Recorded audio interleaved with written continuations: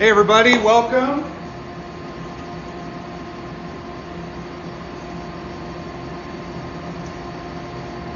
So, got back from my trip to North Carolina yesterday for the Last Blade Standing Season 3 finals. Sword got tested. It was actually had been damaged between when I mailed it and then when it got tested. Now, it went through the testing fine, but I lost a lot of points because my handle was actually a little loose. The habaki got cracked.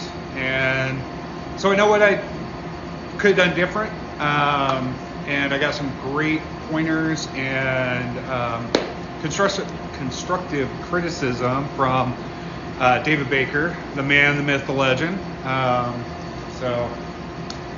So once I get that sword back, because it's going to get mailed back from all the way to Florida, once I get that back, I'm going to do a new habaki. I'm thinking I may completely redo the handle, and that's because it was really short to stay in the parameters. Well, now it doesn't matter if it stays in the parameters, so I might make the handle a little longer. I might even do a different wrap, because that wrap I had on there just got really dirty really quick. So yeah, it was a great experience. I got to hang out with a lot of my fellow bladesmiths, which was awesome. Yeah, I do too. I mean, the only reason I did the handle that length was to stay within parameters. But yeah, it was a great time. Got to hang out with a lot of my fellow bladesmiths that I haven't been able to meet in person until this last weekend, and yeah, it was a good time. The sword that beat me was actually the sword that went on to win the entire thing. And there was a point where when I found out my handle was a little loose, I almost pulled out of the competition, solely because if for whatever reason I did win, it wouldn't have been fair. I would have felt really bad about that. But after talking to several other people, we went ahead, tested it. Didn't make it past that round, but like I said, went through the testing just fine, including the bend test. I wasn't worried about the bend test that much. It was the chop. Did just fine. Hey, you too. All right. Let's see here.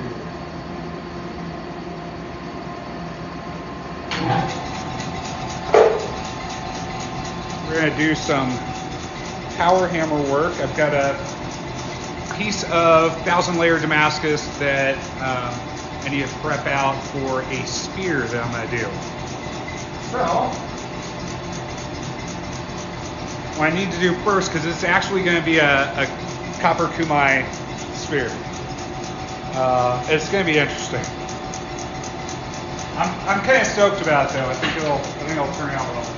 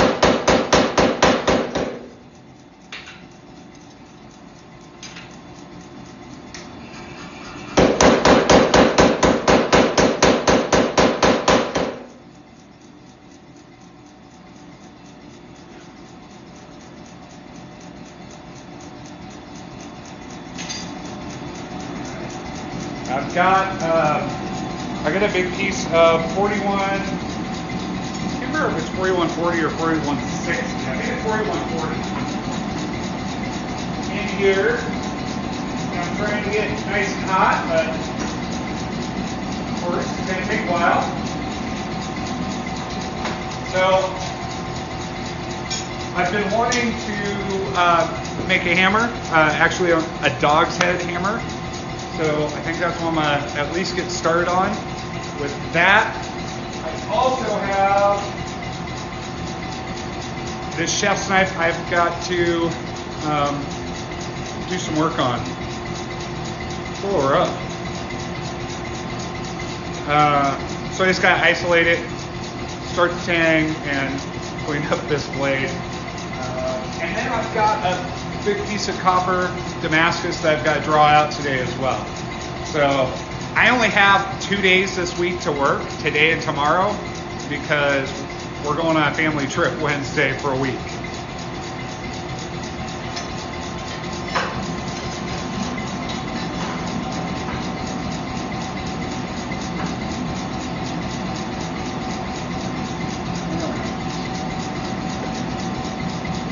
Now, I want to flatten that piece of Damascus out, so I'm going to use the rolling mill.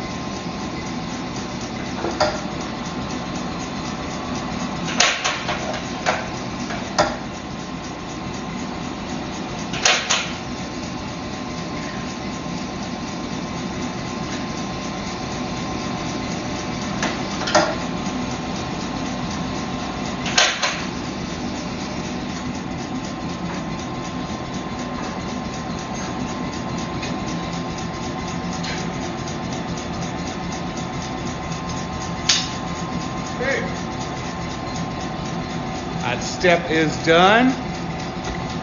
Mishka, stop. Good girl. Get off my coffee. You don't want coffee. All right, come.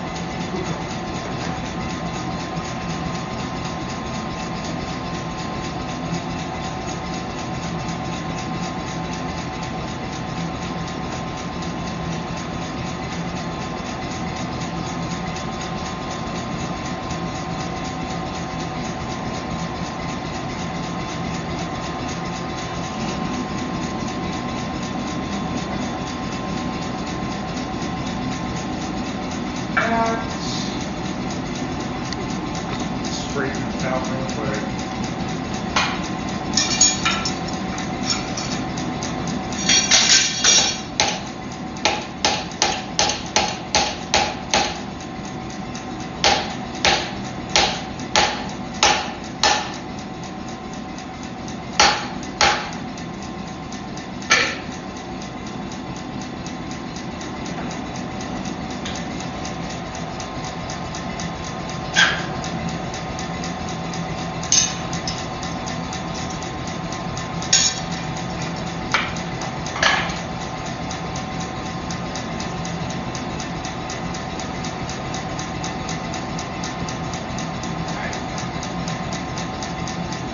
I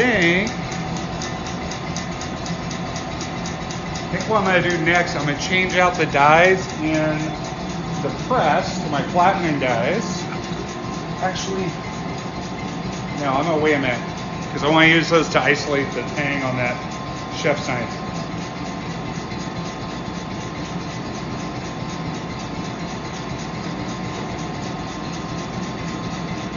It's not quite ready, so go back over the rolling mill, finish that little piece of Damascus.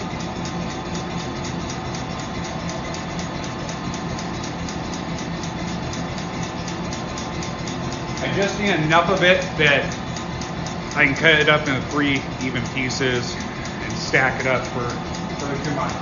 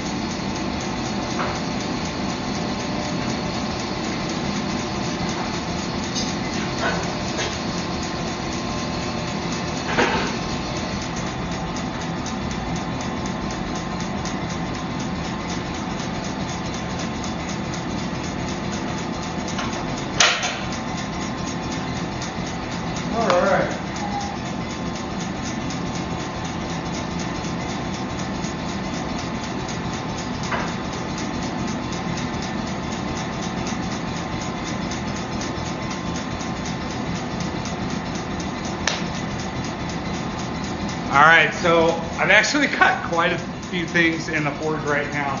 I've got a chunk of 4140, I think it is. It's either 4140 or 4160. Pretty sure 4140. I just can't remember off the top of my head. I've got a piece of 1085 Japanese cutlery round steel, round stock. I've got a chef's knife started. I got to isolate the tang. A piece of Damascus that I'm trying to reshape into a nice bar so I can cut it up and restack that. And I've got a billet of copper Damascus that I got to draw out and get a little thinner. But that'll be after these first few things, because that's a huge temperature difference. I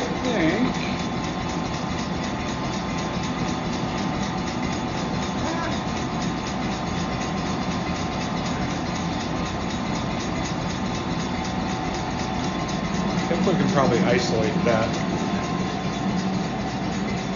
shuffle right now.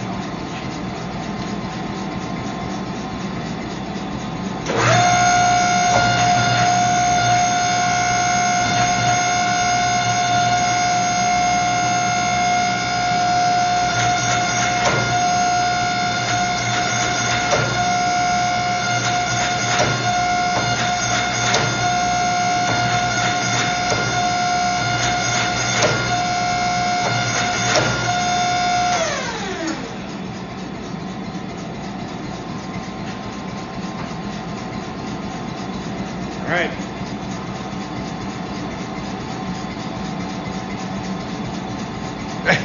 You know, it probably is for me as well, but I've got them set up right now where they're kind of timed out between heats. And the chunk of 4140 is taking forever, so anyway, I rotate that.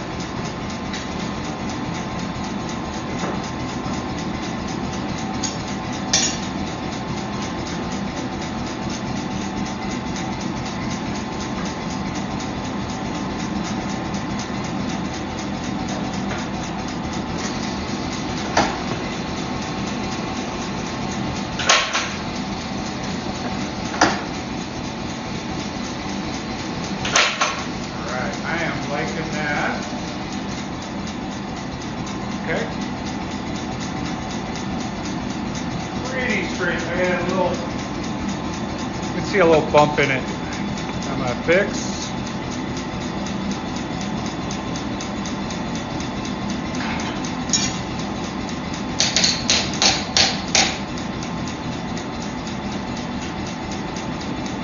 Okay. That guy aside.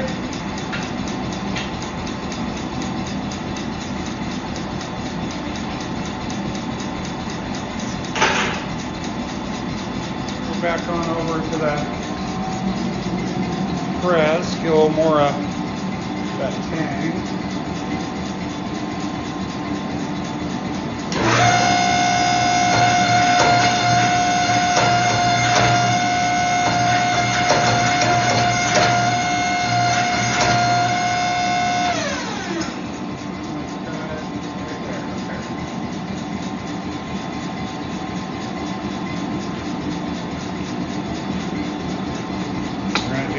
My absolute favorite thing, hot cut.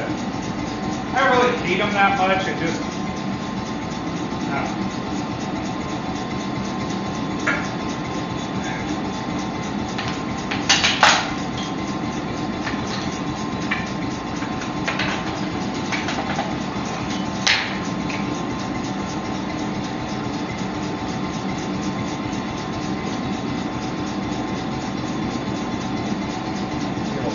more than normal.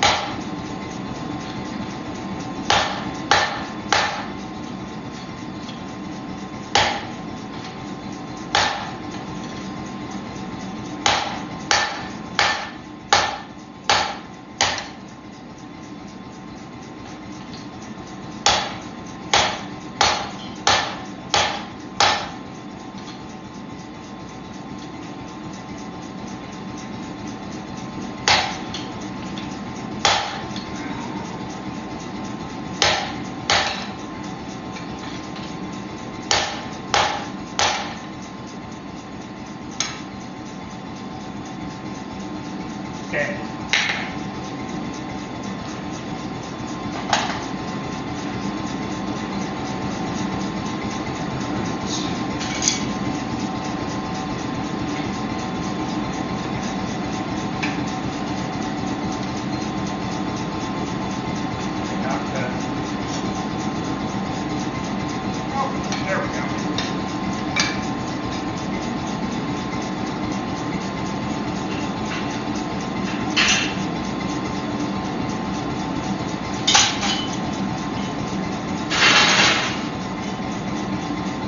Okay. Next thing I'm going to do, get the dies changed out to my flattening dies. I'm going to start squaring up this piece of 4140.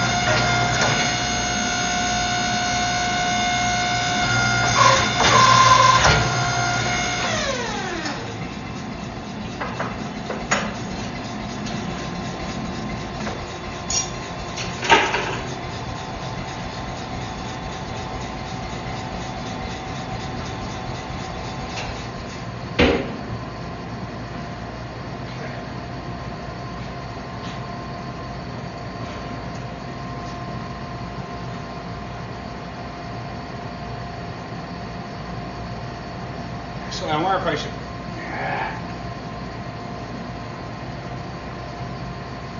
I should probably measure it and mark it. But that means I gotta let it cool down.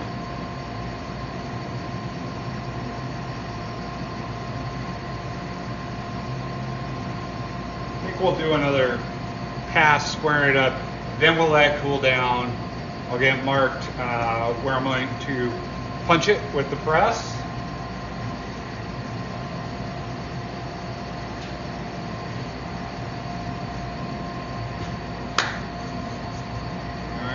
I see Joe's on here. Hey man, how you doing?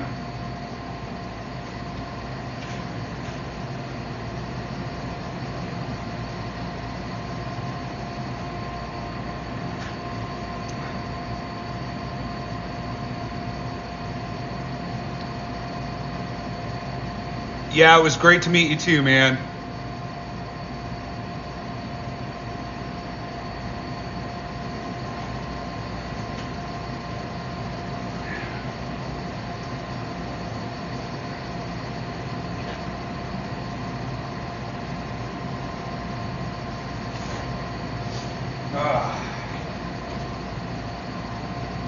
Yeah, today and tomorrow is going to be busy for me because they're my only work days this week. We're leaving on a family trip Wednesday, which is funny because I just got home. Try to get some likes. Appreciate it.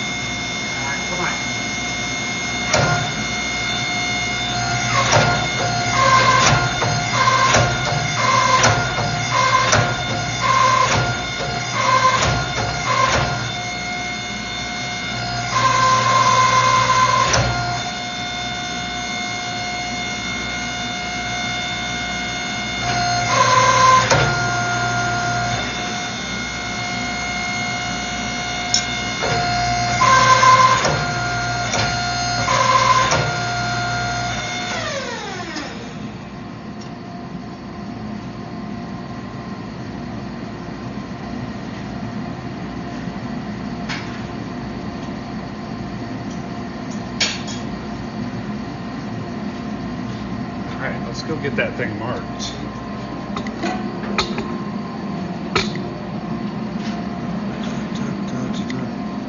don't have it in the best spot in the shop, but it'll work.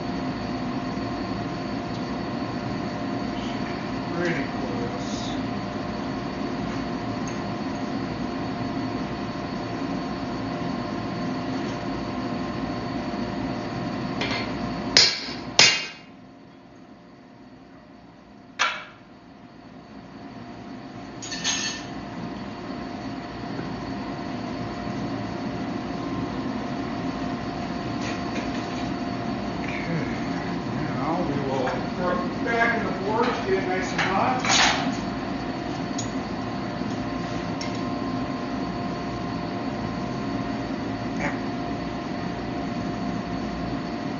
That looks pretty centered to me.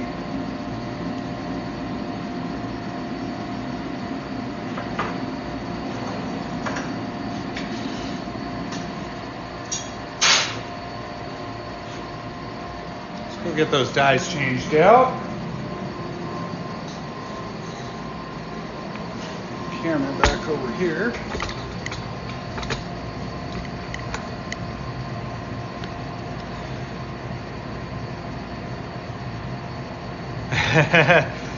Yeah, the travel back wasn't too bad, other than the fact that I had to be up at 3 in the morning, drive 45 minutes, and then go through security and get on a plane and everything. But other than that, it was pretty good. And it was a great time. It was great seeing you again, man.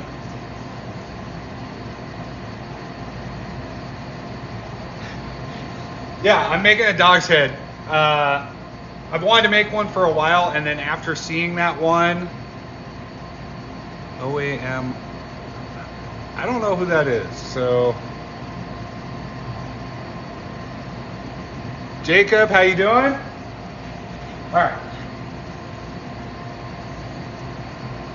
Yeah, I've been wanting to do a dog head hammer for a little while, and after this weekend, I really want to just do it and get it done with.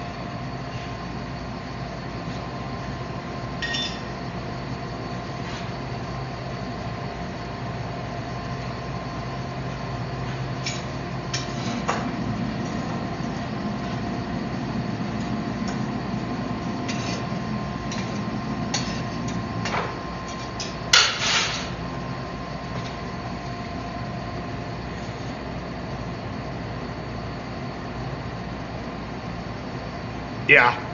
You know, and the whole dog's head hammer thing, and I'll be honest, I've never made an actual hammer, and it's been on my to-do list. I just, stuff like that that's for myself, I put off forever sometimes, so, which I'm sure you guys don't know anything about. So, dog's head hammer is, grab the hammer. A dog's head hammer is different because it stops right about here, and this section would be over here, so we're longer, about like this. So all your weight is on this side, and apparently they're really good for doing bevels. So yeah, I figure why not.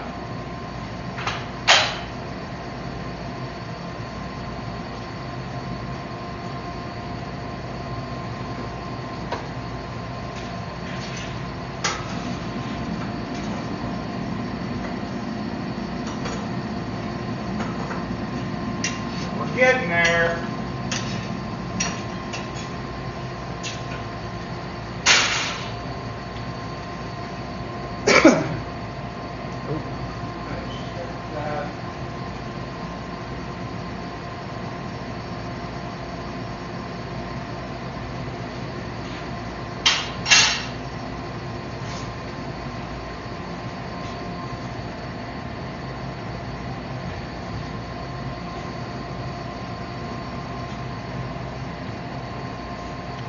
All right, so I know a lot of people have asked about the coins I made.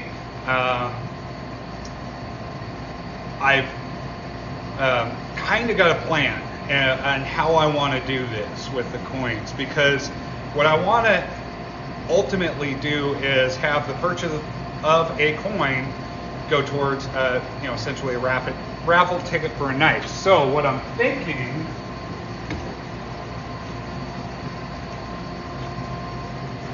is, out of those 20 coins, whatever I'm going to charge for them, because they're going to be a little more expensive than they should be, because they're going to be chance to win this, and it'll be done pretty much whoever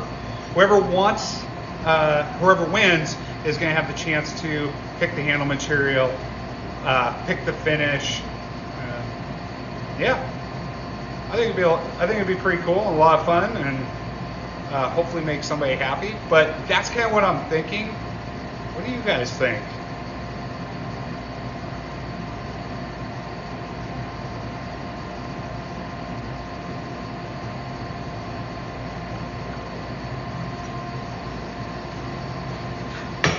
And that's a 1085 Japanese cutlery steel.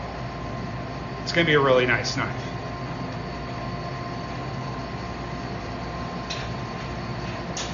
All right.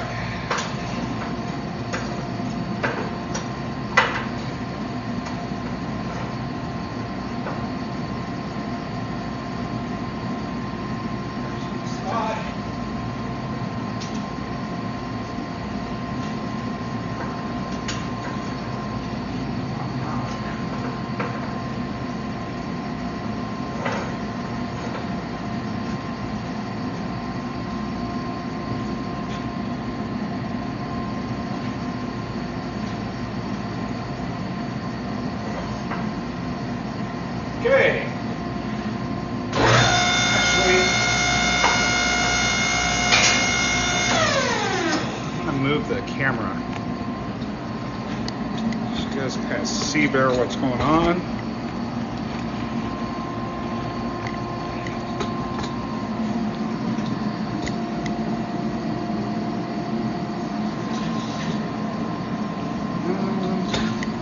Yeah, right there.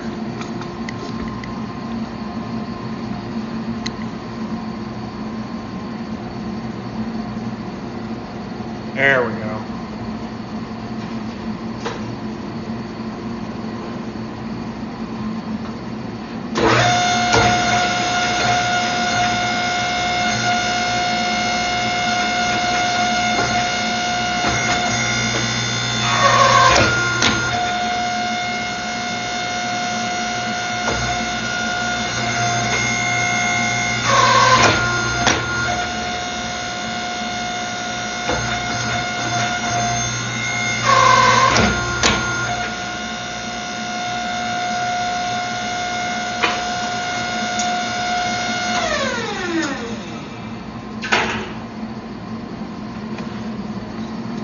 Alright. Sit back up. You know what? I just realized I might have to.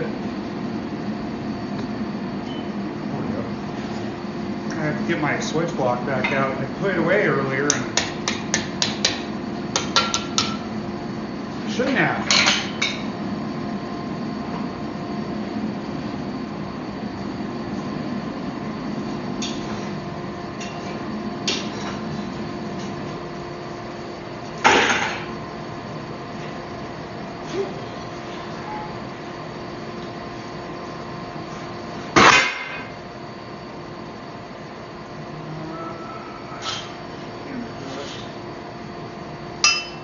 Okay.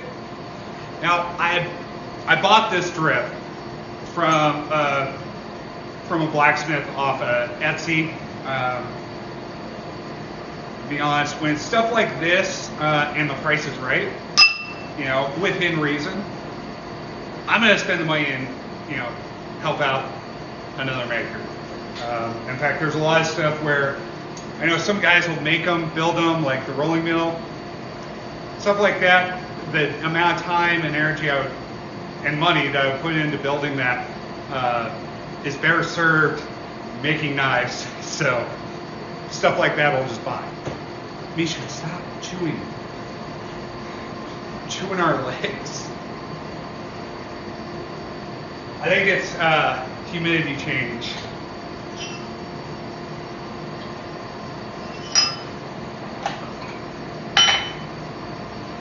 Good.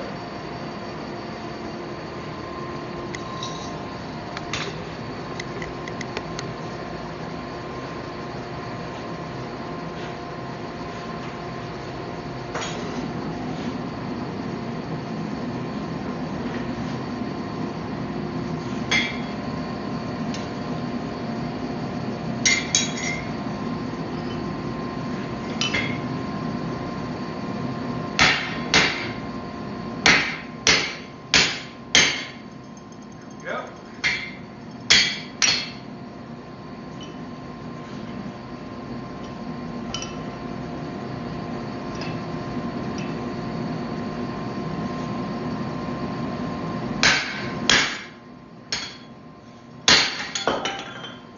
Oh, I should have not done that. So why I wish sometimes I had somebody here.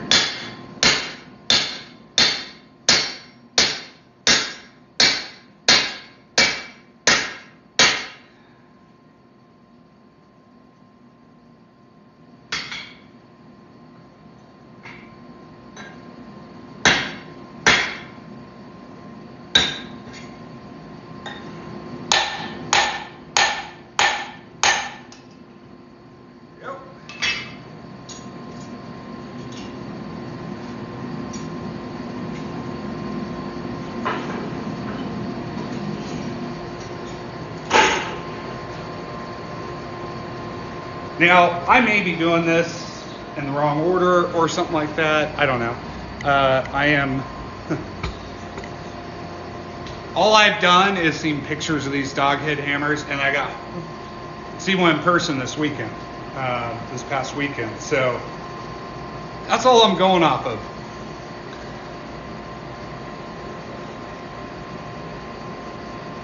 Yeah, I agree.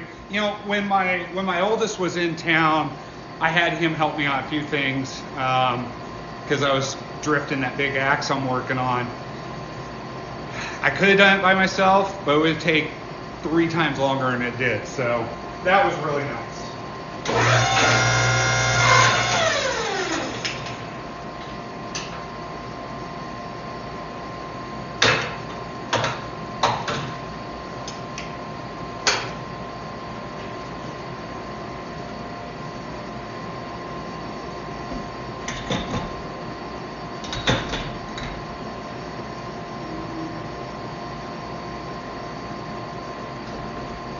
Okay, I'm going to use my combo dies.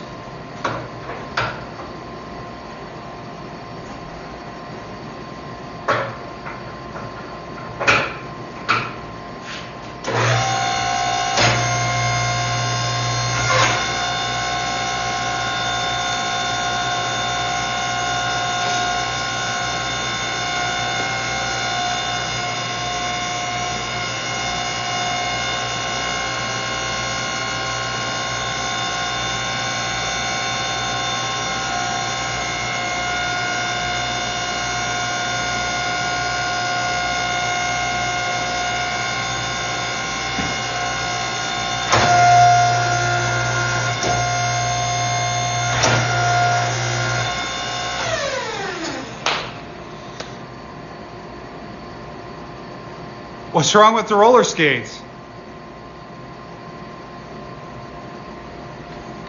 I just didn't put the roller skates on today because I was using my rolling mill, and I might use it again. And that's something I don't like doing on roller skates. It's just a real awkward way to do it. So, but I'm still going to be forging on skates because I think it's a lot of fun.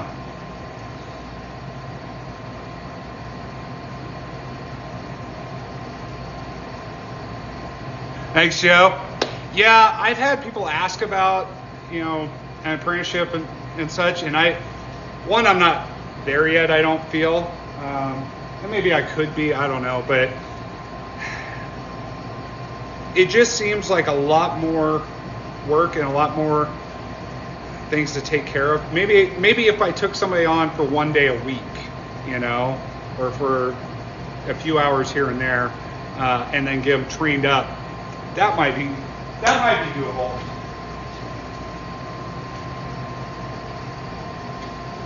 All right, so what I'm gonna do is I'm gonna pull the piece out of the forge. I'm gonna get that drift into it, and I'm gonna bring it over here and try to make some cheeks right where the drift went through, and just kind of square that up a little bit. That's, I think that's what I'm gonna do. We'll see.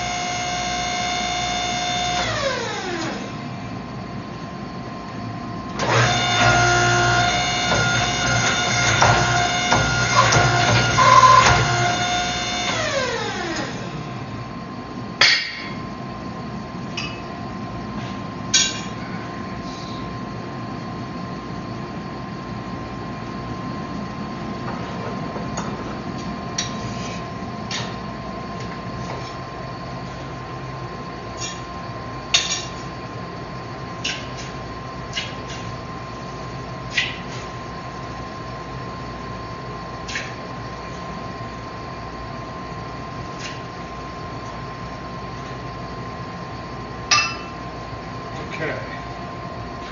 So I know it's a little off center.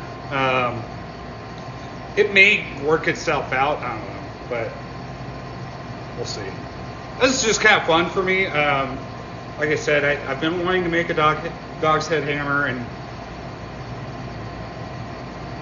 just finally decided, yes, you have to do it.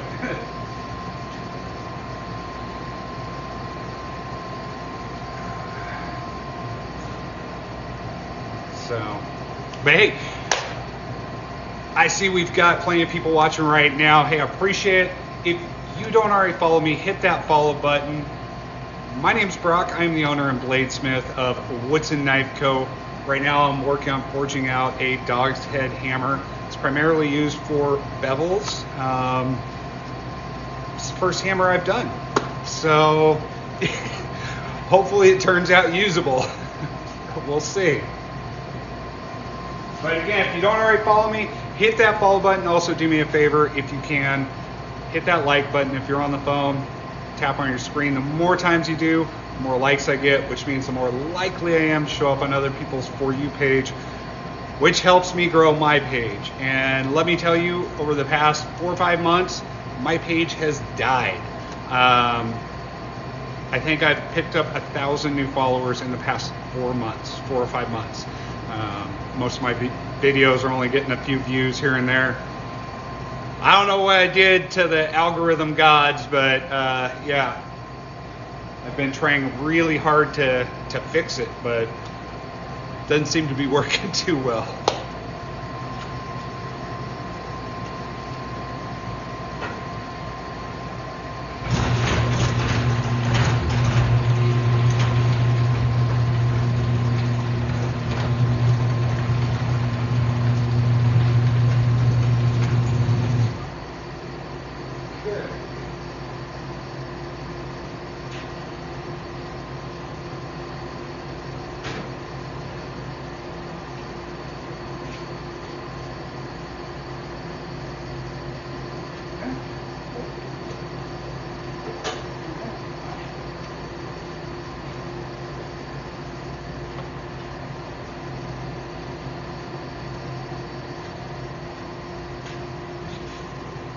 Okay, I'm gonna do the same thing. I'm gonna set the drift in it.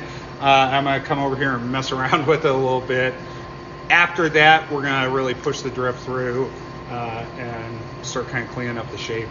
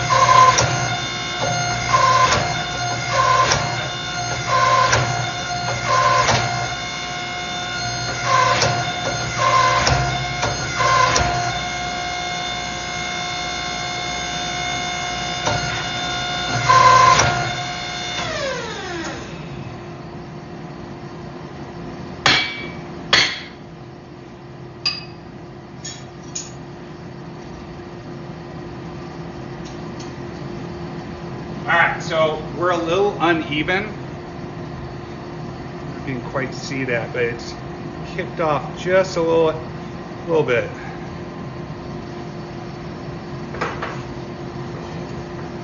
However, the other side looked like it was pretty even. So I'm going to rotate and go to the other side and hopefully it fixes it. Wow.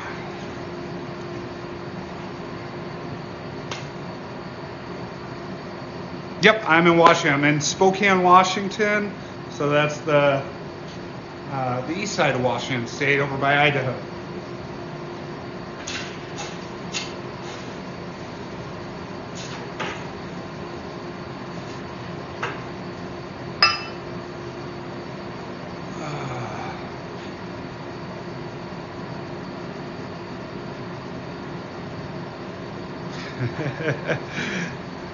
Thanks, Jacob.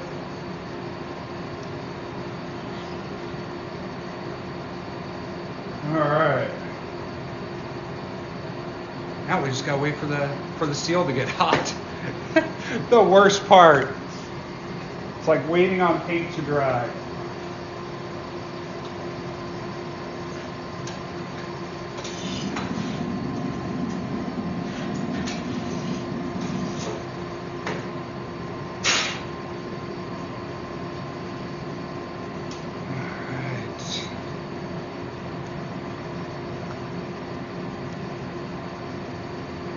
So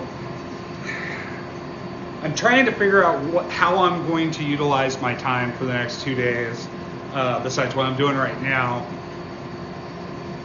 and what makes the most sense project-wise to work on, because we're going to leave Wednesday and then come back the following Wednesday. So I'm only getting two days of work this week and next week, which is fine. I'm at a point with most of the projects that I'm either ahead of schedule or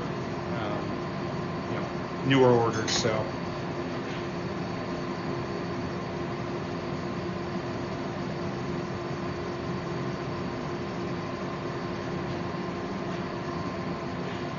let's move this back over here.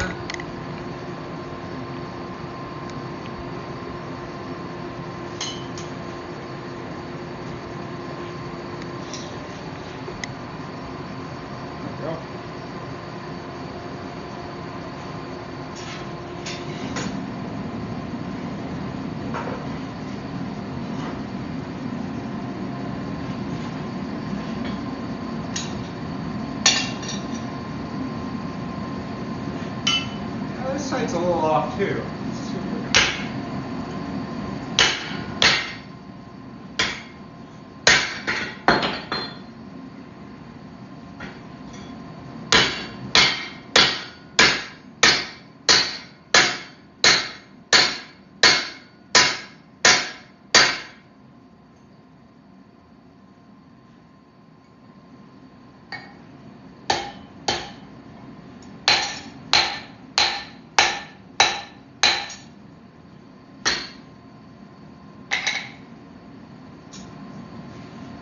That's still crooked.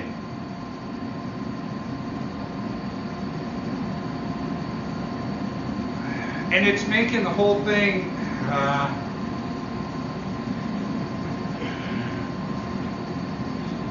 it's probably easier to see on this side. So it's still crooked and it's thicker on this side.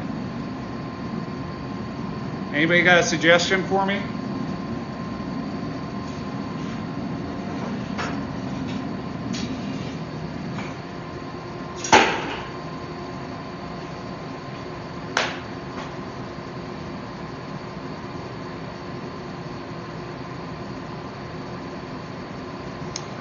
No, I wouldn't say 5160 is a great starter steel.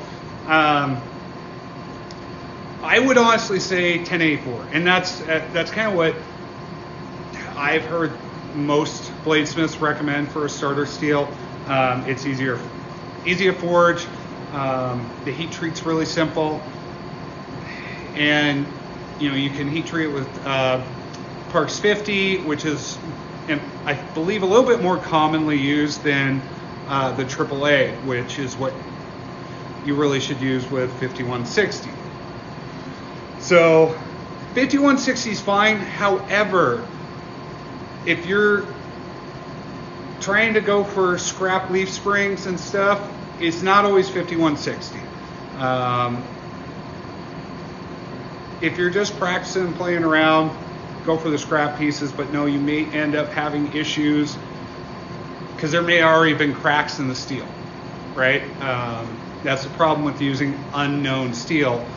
So keep that in mind, but 1084, it's really easy to get. New Jersey Steel Baron, Pops Knives, all of them, you can buy sticks of 1084, and it's not really that bad, cost-wise.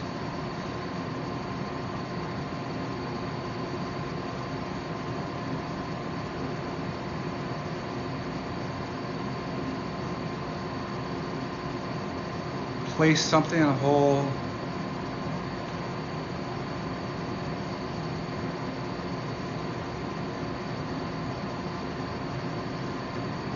Okay, I'm not quite following you, Jacob. So what it is this went in, because this has got flat sides, went in a little crooked, and it's just gotten more and more crooked. So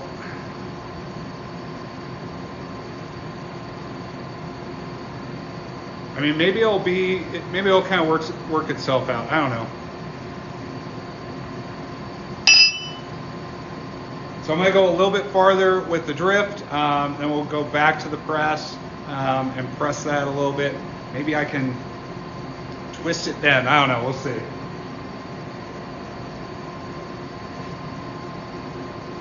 Actually, I know what I could do. I'm going to hit it with a round drift. That'll space the hole out a little bit, and then I'll go back in with this drift straight. Does that sound right? I mean, it makes sense in my head, but we'll see.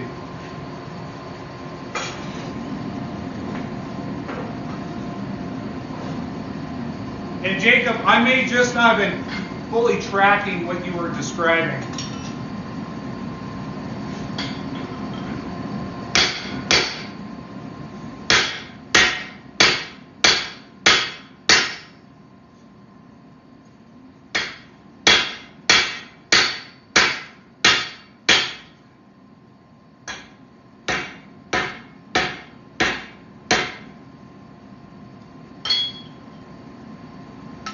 Okay.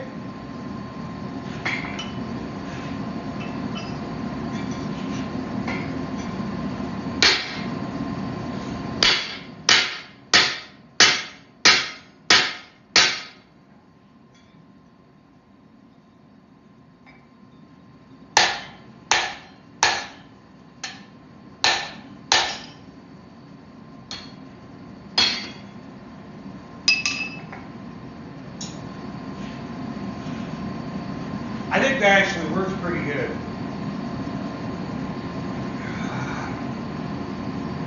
So it's still crooked on this side,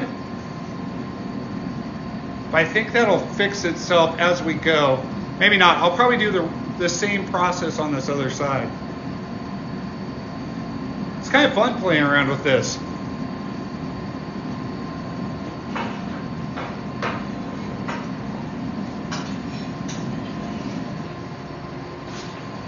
And Jacob, don't get me wrong, I wasn't ignoring what you said. I just don't think I'm quite tracking with what you mean.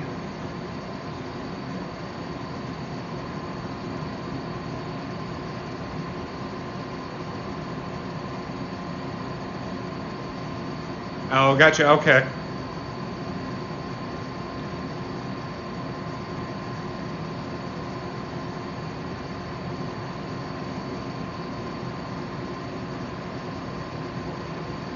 Okay, so Levi, if it's unused 5160, use it. I use virgin 5160 that I get from a leaf spring manufacturer that's local. It's their cutoffs. I get it for really cheap, which is cool. Especially because I go for the pieces that they're never going to sell, from what they've told me. So, but yeah, I mean, that 12-inch stick, 1/4 by 3 inch. Now it's a little wide, but if you're forging, you can just forge that a little thinner. If you're doing stock removal, it does give you a little bit more room to play with your design on whatever knife you're making. But I mean, it sounds like you've got some that's usable, and like I said, if it's virgin steel, meaning it hasn't been heat treated before, just run with it. If you're just practicing, either way, just run with it. My whole thing is, if I'm going to sell a knife to someone, I want to make sure it's the highest quality steel, that they're getting the product that they deserve for what they're paying. So that's why I always talk about only using known steel.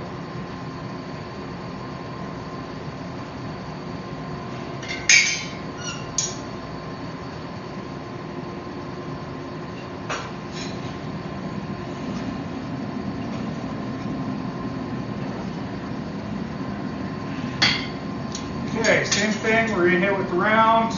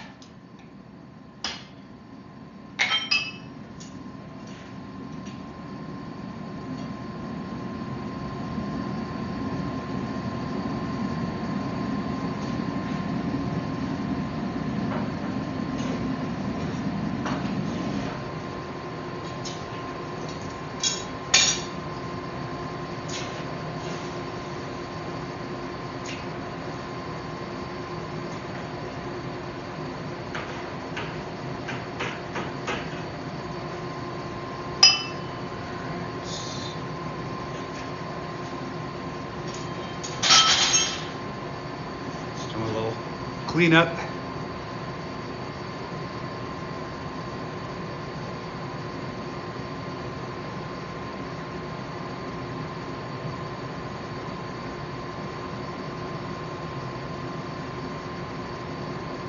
Well, I mean, Levi, there's no benefit other than there's less waste to forging over stock removal. Absolutely zero benefit. It doesn't make the steel harder, it doesn't make the steel better in any way. In fact, you are losing more carbon by forging than you are stock removal. So yeah, there's nothing wrong with doing stock removal. In fact, A lot of the knives I make, you cannot forge to shape because you will ruin the pattern or you'll just ruin the billet. Like these, anything with copper or brass in it, stock removal. Now you've forged the billet or you've bought it from somebody, but you don't forge it to shape.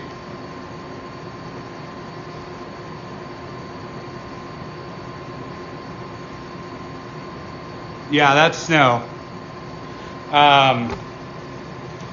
Yeah, so when I left last Thursday to go to North Carolina, it was 5 degrees here.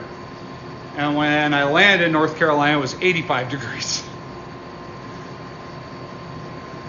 Yeah, it's gorgeous when you're on that side of the camera. Over here, it's kind of just a pain.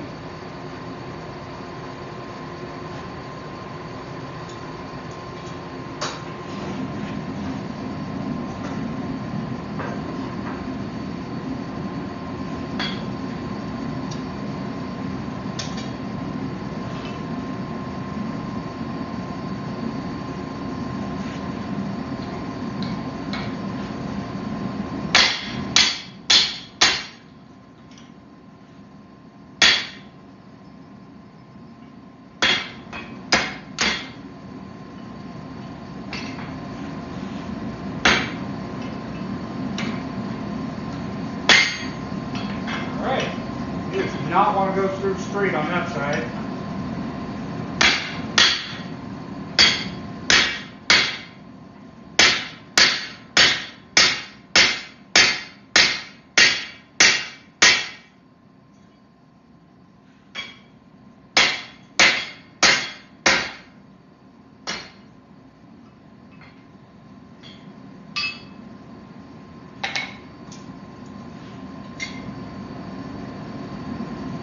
I'm just hoping this thing's usable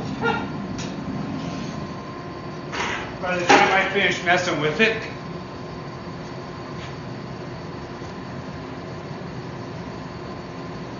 Snow is a waste of water, yeah.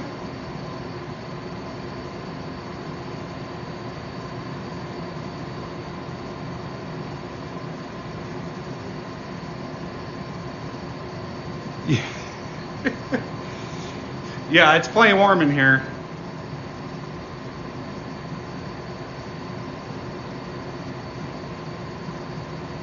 I gotta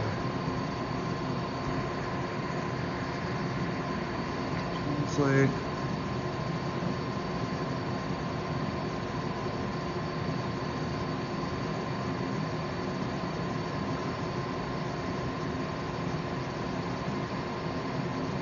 I have no idea what that guy's talking about.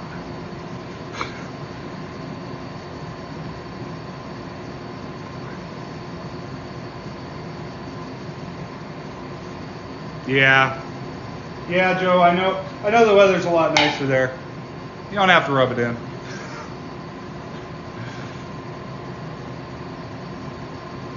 Hey, man, it was great to meet you too. I'm looking forward to next year. Assuming I get asked to return. I guess I shouldn't assume.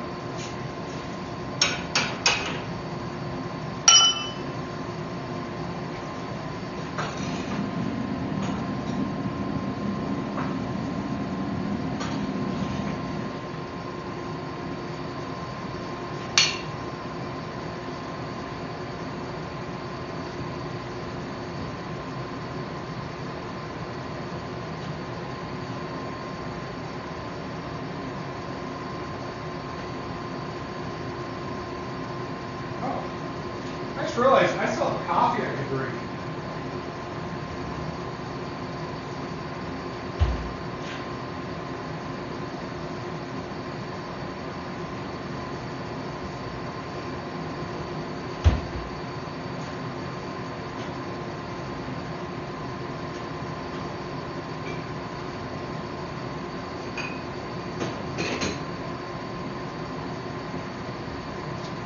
All right. Second pot of coffee because I have not gotten much sleep recently.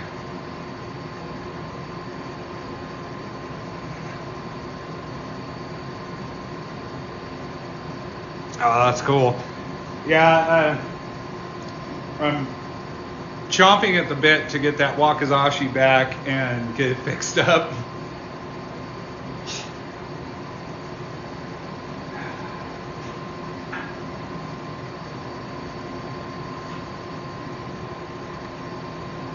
All right, so I'm gonna move the camera back to the press.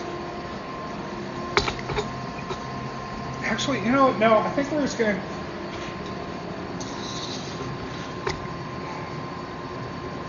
I don't know if we continue drifting it or. Yeah, we'll go to the press. I'm gonna mess around with that. Live and learn. I mean, if I mess this one up, I can make another one. I've got more of the steel.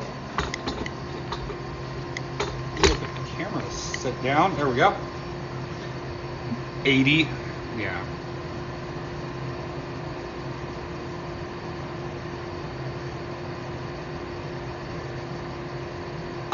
I don't know.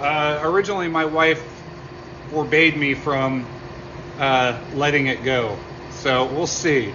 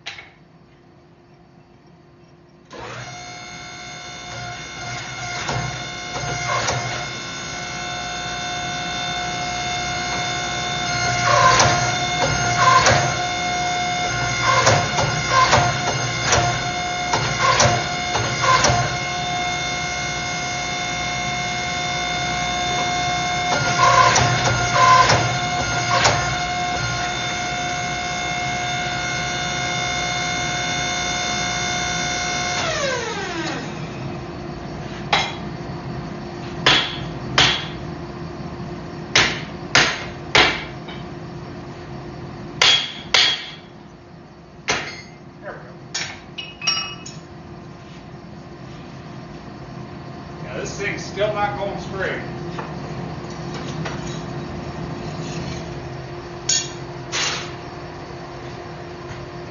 Quite know how to fix that at this point.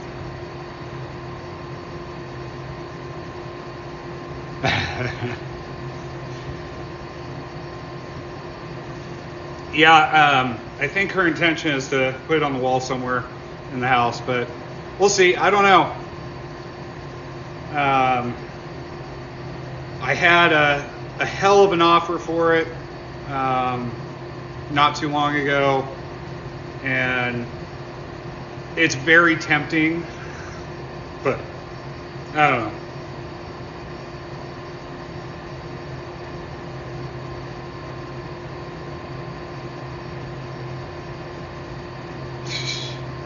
Yeah, I wish it was 44 degrees here.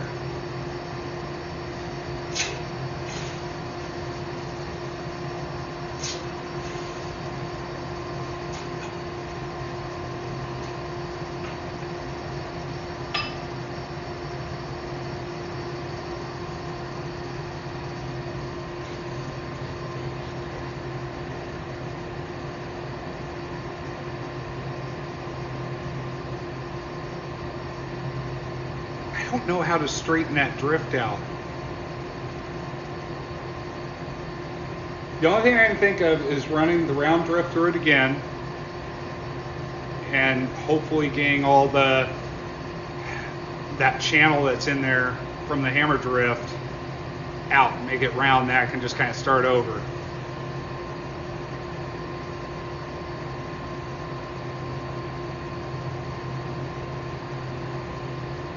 Yeah. Yeah, I'm going to make a family sword eventually. It's actually on my list this year, and it's going to be, I'm hoping it's going to be pretty cool. I have the design in my head. I haven't put it on paper. But my wife's from Korea, and or at least she was born in Korea, grew up in the States. But my thought is taking a Norse or Viking sword with you know, the old Korean sword, you know, just kind of combining different aspects of both cultures together. That's a thought. In my head, it looks cool, but I have not put it on paper yet, so we'll see.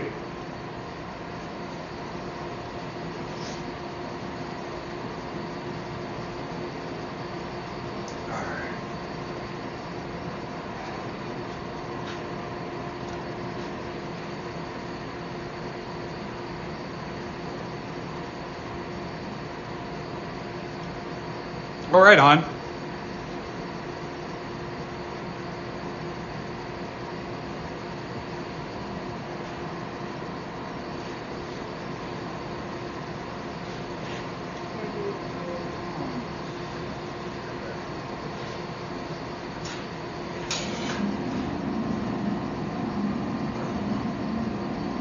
All right.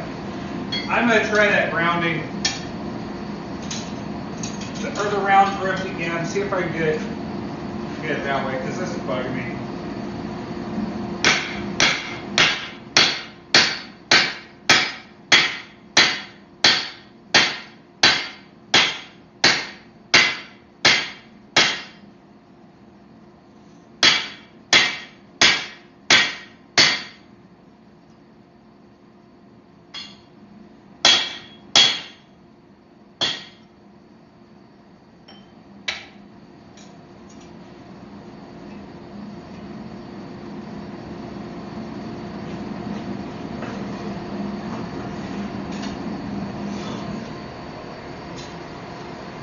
Okay. Come on. This one.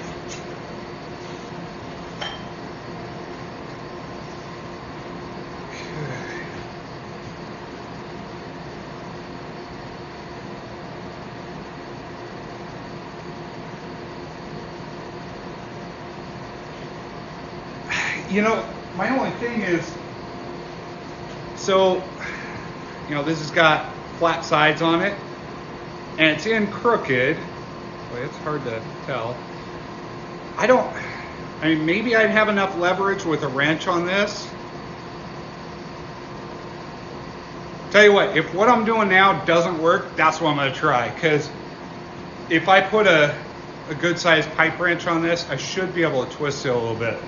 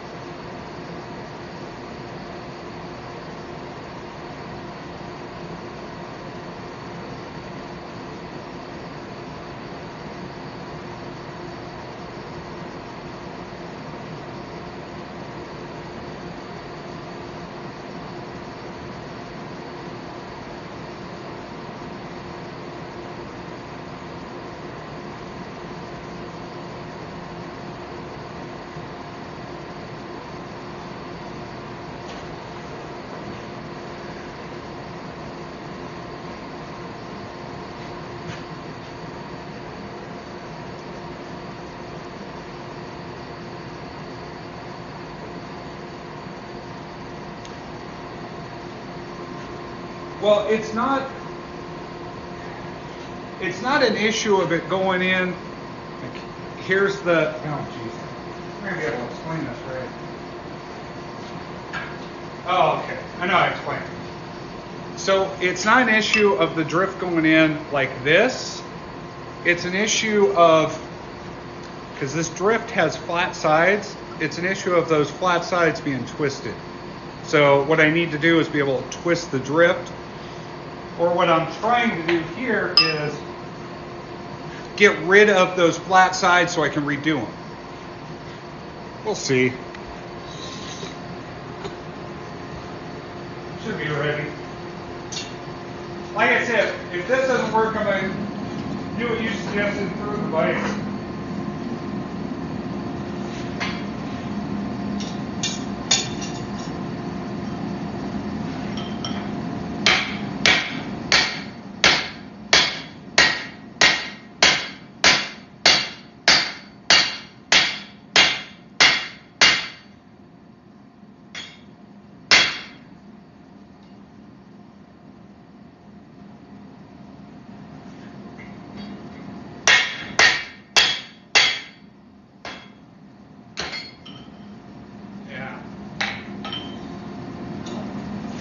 We shall see.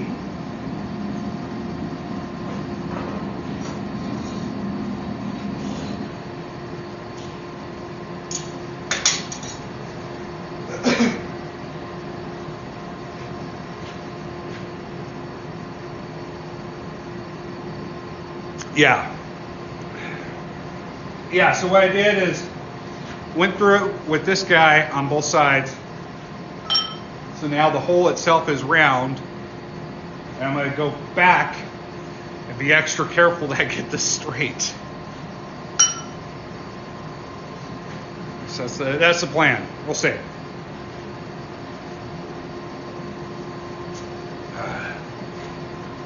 I find it interesting, and I'm really liking this. We've had a decent amount of people viewing today, so it actually makes me a little hopeful for the Woodson Knife Co page on TikTok, because, like I said earlier, for the past 4 or 5 months, it has just died,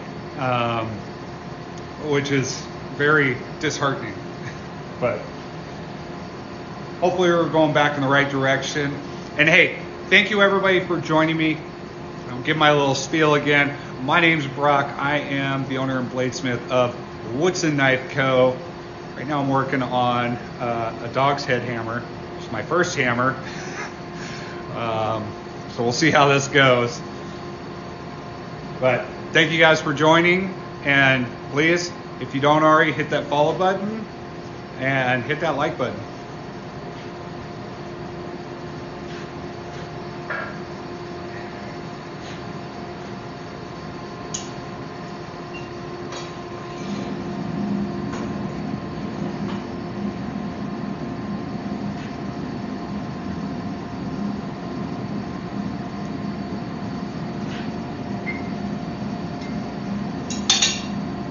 Good.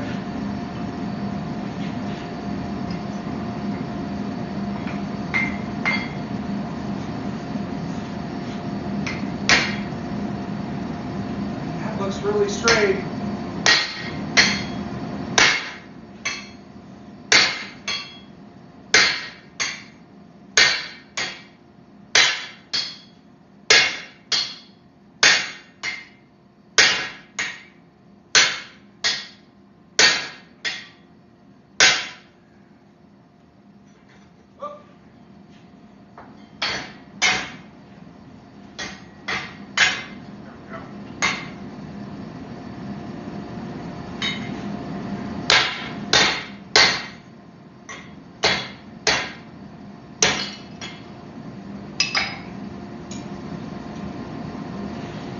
Now it's starting to look better.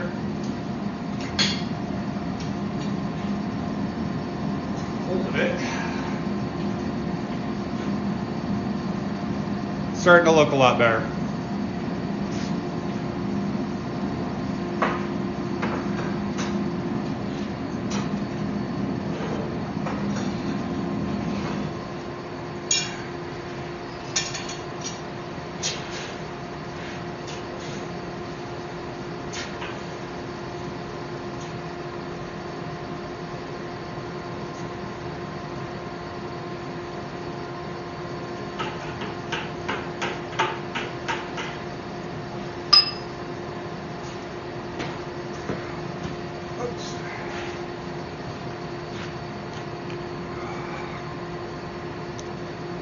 First Degree Forge, how you doing?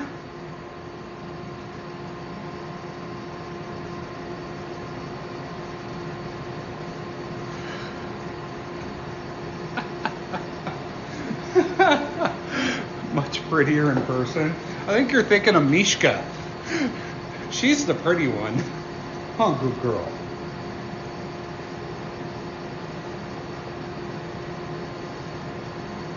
So for those of you that haven't been on my lives before or haven't seen Mishka, Mishka is my service dog.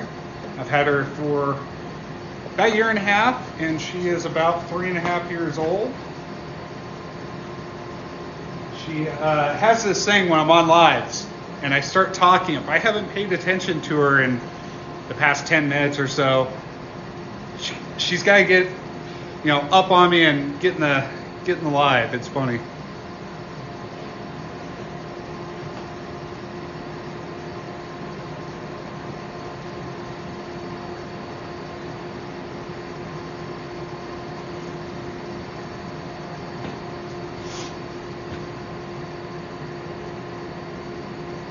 I'm in the U.S. I'm in Washington State.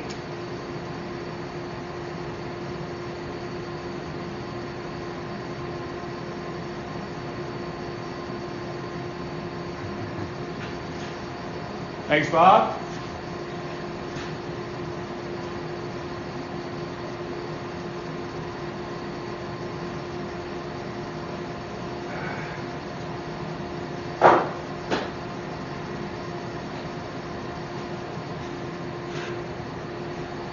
Man, after I get this thing done, I still have to work on that copper kumai, or no, the copper Damascus, not copper kumai.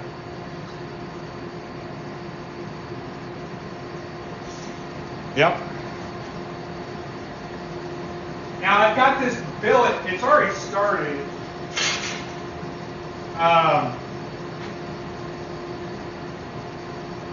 So it's already started, it's already solid. This was a much bigger billet and I cut it off. And I had started to draw it out a while ago, I guess, because you can see it's already been messed with, but it's still thicker than I want right now. So we're gonna thin it out, and here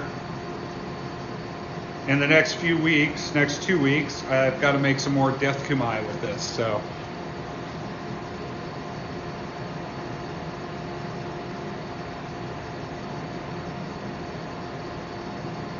First degree forge, same to you.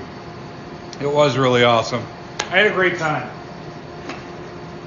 It was stressful at times, but that was just because of the competition.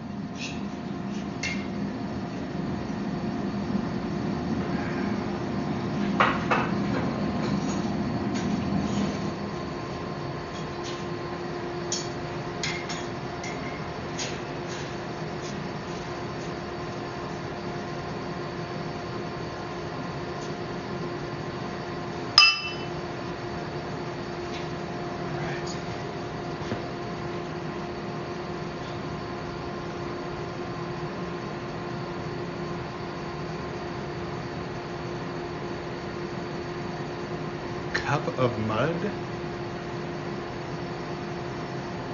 Snafu? I'm not sure what you mean. Cup of mud. Oh, you're talking about the coffee?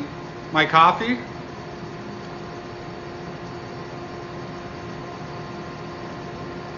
Yeah, I do have a roller mill right there. It's one of the direct drive units. I use it quite a bit because I do all these, the big billets of death kumai and copper and mask, all this other stuff. I use it all the time. I use it more than my power hammer, for sure. My coffee. It was just coffee and some creamer. It's what's it called? Sweet cream. It's just cream with a little bit of sugar in it. So I enjoy it. I usually drink my coffee black with a little bit of stevia in it, but my wife found this stuff for me and I got pretty addicted to it.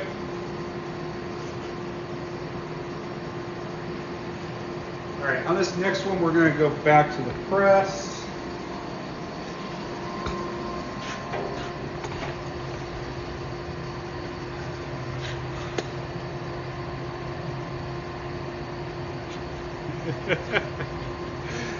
Oh, MRE coffee. You know what? I never, ever drank MRE coffee. We just used it as dip. Just put it in your lip.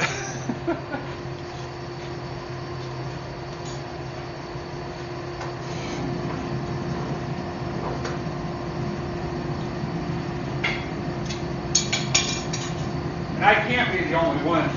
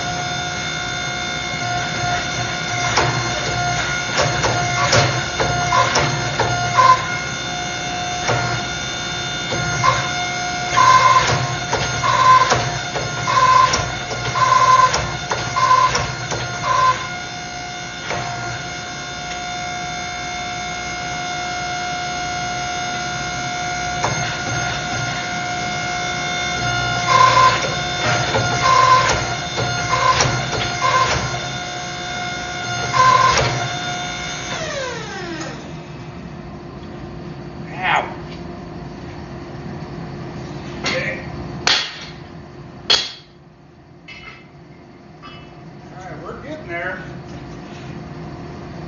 I mean, it's starting to look like a hammer, or hammerhead.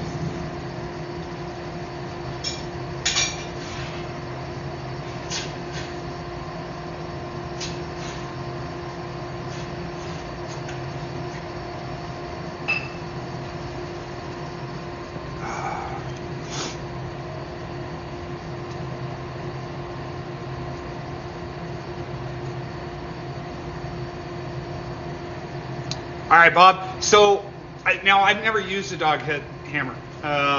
In fact, I hadn't even seen one in person until this last weekend. Somebody had one there at the competition.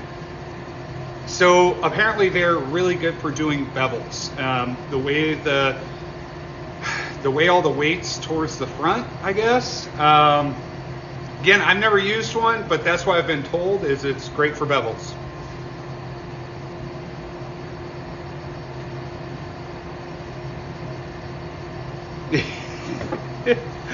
Yep, that's exactly right, Snafu. But you know, I just know guys that drank it, and the look on their face told me no, just use it the way we're used to.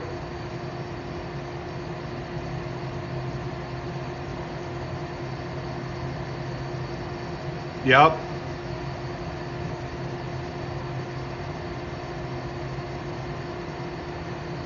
You've got Sir Knife's a lot. You've got 2 dog heads and you've never used them?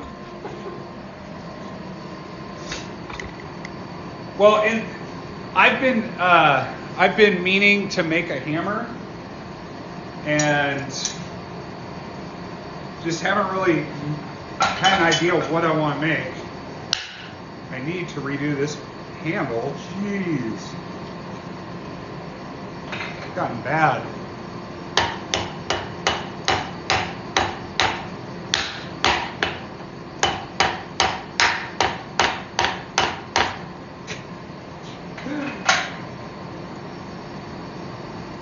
I love this hammer. I got this from Smith in Ireland.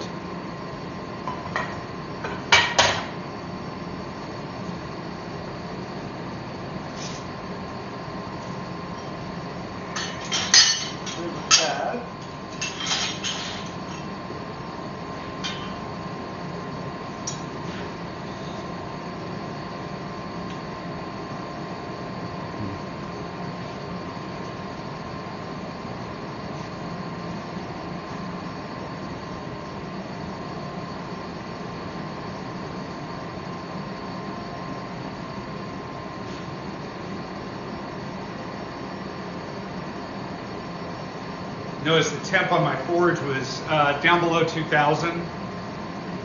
And for something like this, I mean, yeah, I don't have to forge at 2,000 plus degrees, but man, it makes it a lot easier.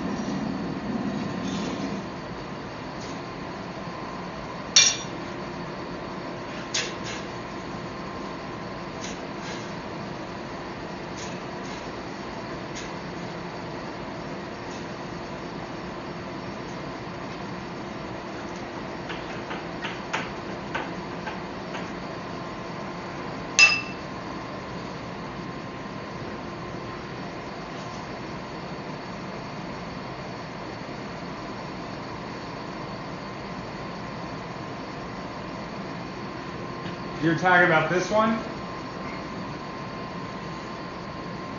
Or are you talking about this guy?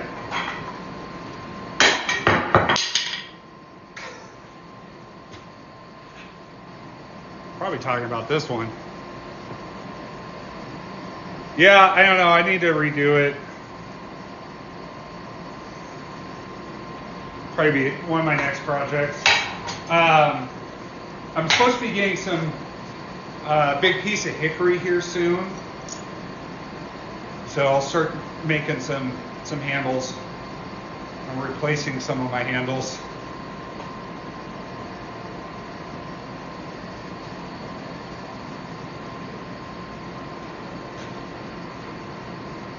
Yeah.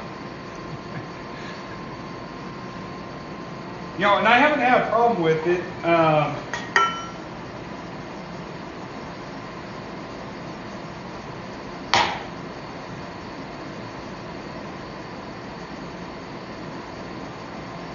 And if it does, if it flies off on me, well, so be it. It's my own fault. Okay.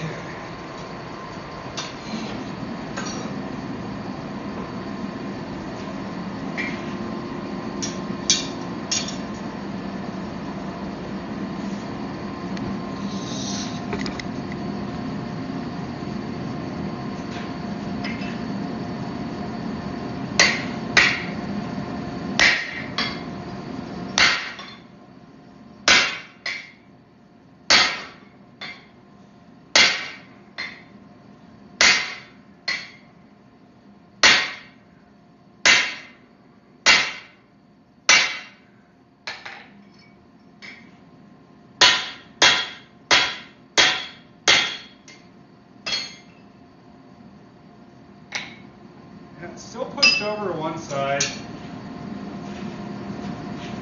So I'll just have to fix that on the grinder, right?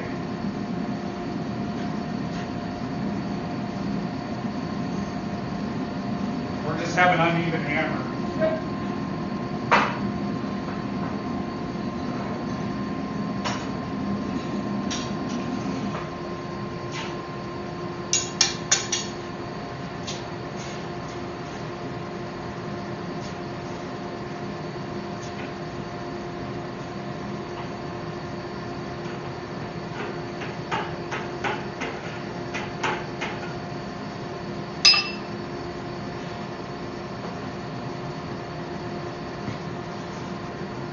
Hammer!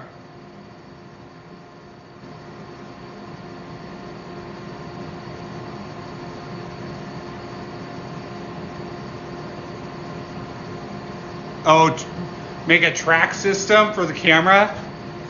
That would be kind of cool.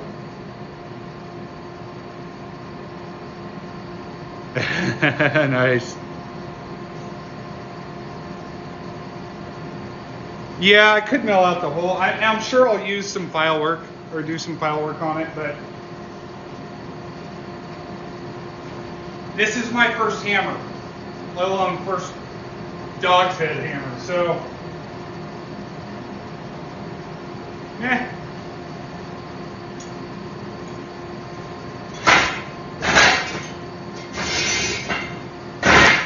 I need a better stand.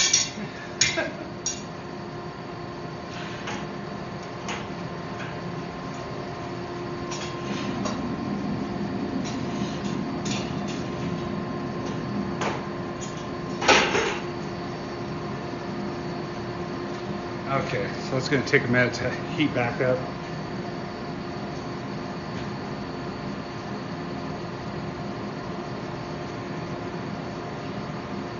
You know, and I've got this 4-pound sledge, and it's fine. But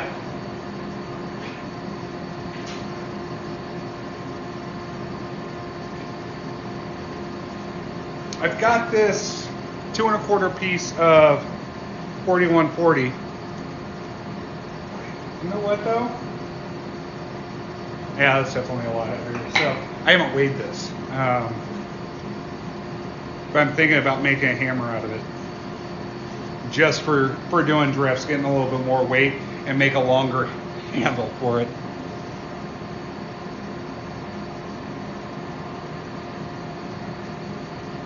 Yeah, we'll see. I need to make some more hammers and get the process down. Probably talk to some guys that do it a lot. Get some advice.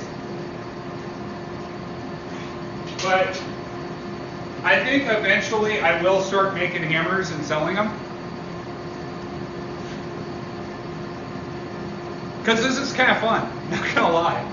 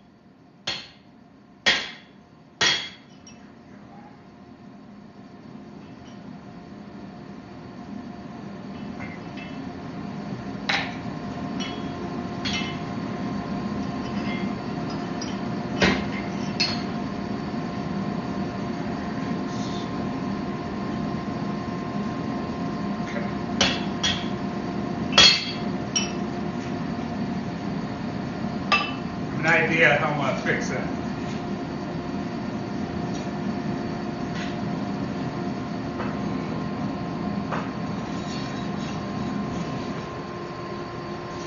Kind of what Bob was talking about earlier, using a vise.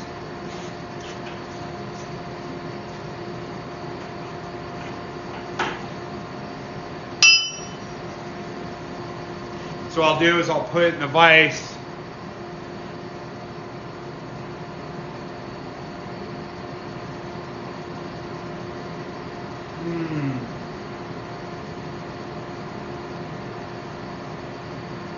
Actually, no. I think what I'm going to do, I'm going to get through and I'm going to take it over and I'm going to press it like this. You know, the main part of the hammer's down here. Press it like that. If that doesn't help correct it, then I can maneuver it a little bit while it's in the press. Thanks, man. I appreciate it.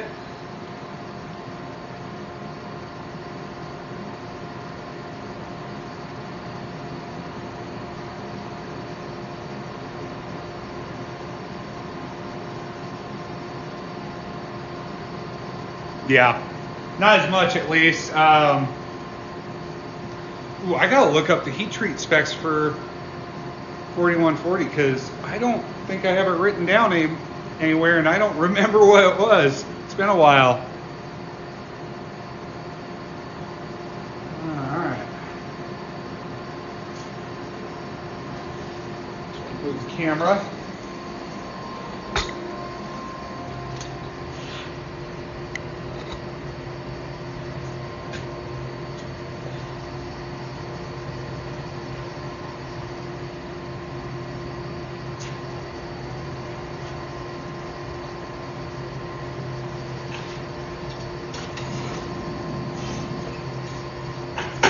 Not quite.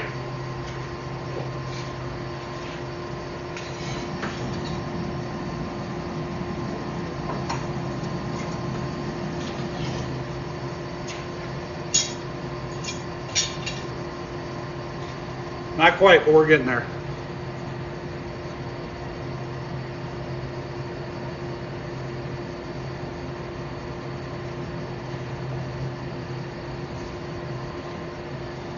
Does anybody know offhand? Nah, it doesn't matter. I'll look it up. I don't remember if it's Parks 50 or AAA for 4140. I think it's Parks 50, but I could be wrong.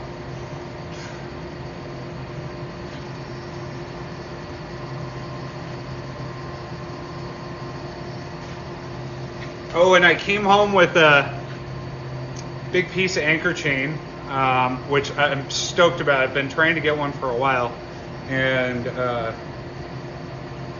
I kind of want to make a hammer out of part of it, just for the core, and then put,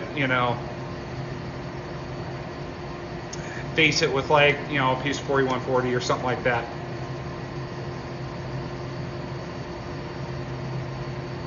$1570, Parks 50. Okay. Okay, cool.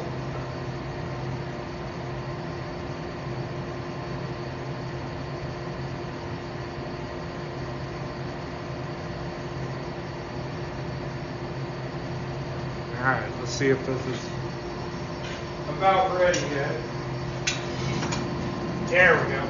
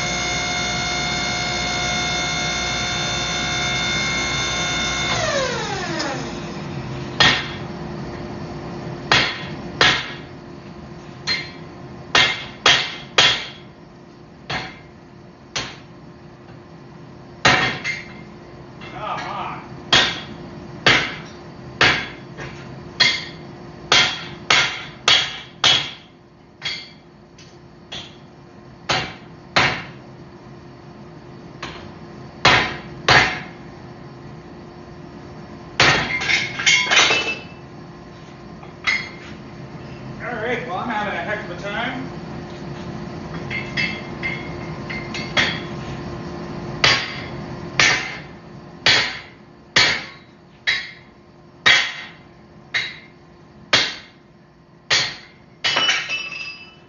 Finally.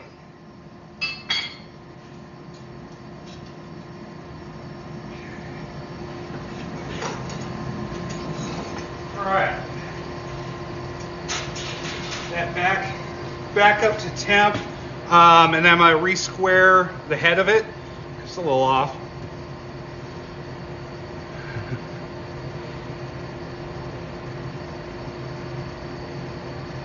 Yeah, her and I we're both wiped out, and I got hardly any sleep last night. My wife's sick, poor thing, and so she didn't sleep great. I didn't sleep great, and I was already going off of like 3 hours of sleep. So, yeah, today it's all about caffeine.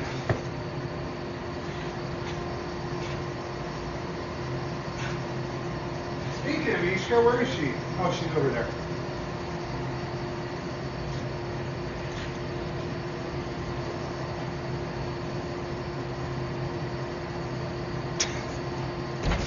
So I've got another one of those coming.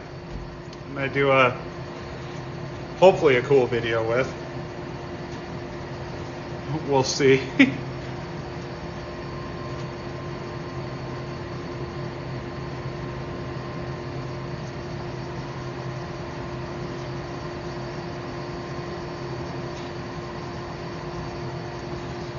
And I got some new stickers. Some up here, and one down here. Slowly getting that press filled up with stickers.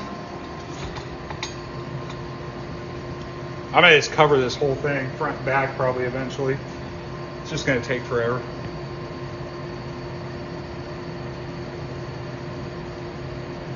Yeah, I'm hoping, well, okay, so last time when I did this, I don't know why I didn't think about it, but one, two things working against me. You're supposed to use these dummies within 3 weeks of receiving them because the gel or whatever it is hardens. Like it's pretty dense right now. Didn't know that. And I didn't have it on a weighted base or anything. So when I whacked it to try to decapitate it, the whole thing just fell over. So I know better now.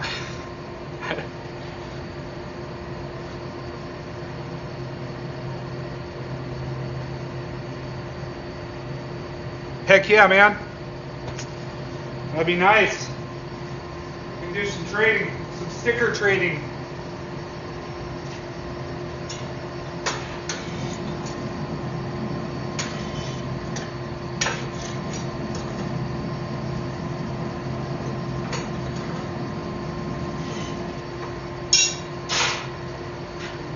That on.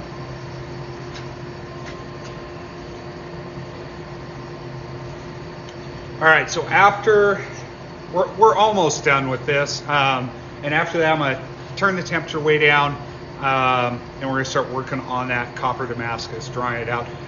I don't think that's gonna take that long, because it's already to the right thickness for the rolling mill. It's already gone through the rolling mill, so it doesn't have any high spots. We just gotta thin it out a little bit more, and that'll be good. And then, yeah, I don't know what I'm work on next.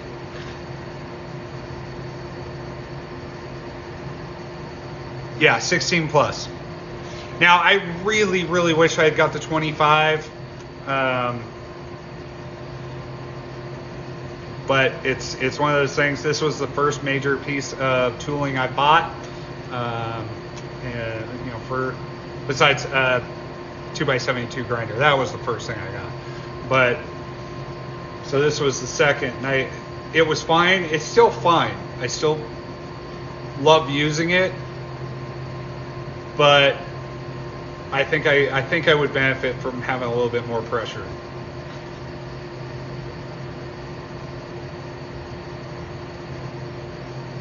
Yeah, kilt guy.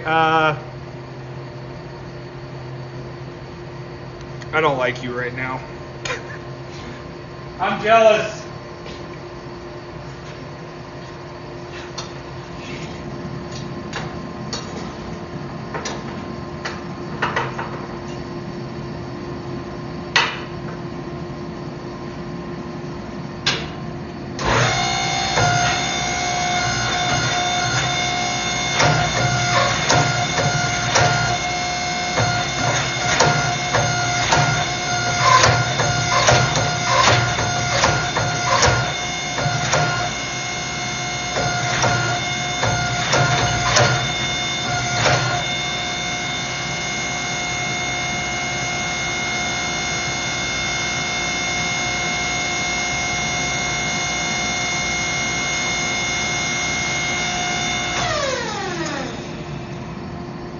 I mean, it's not great, it's not perfect, it's uneven, but for my first try, this isn't too bad.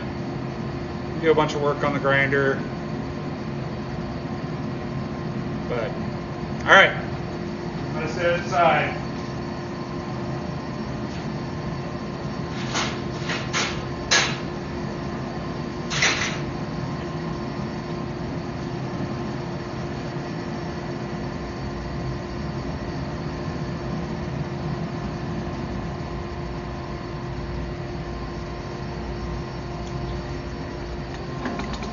So I turn the gas down, open up the air valve, went from almost 2100 degrees to like 1980 and dropping. So once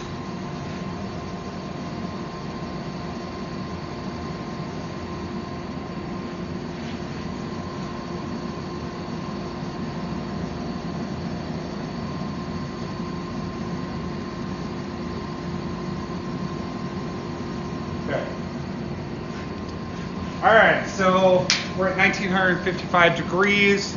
It's well below melting point.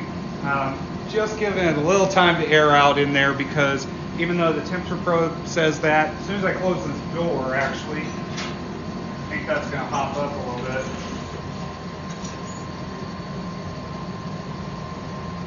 Now maintained. Okay.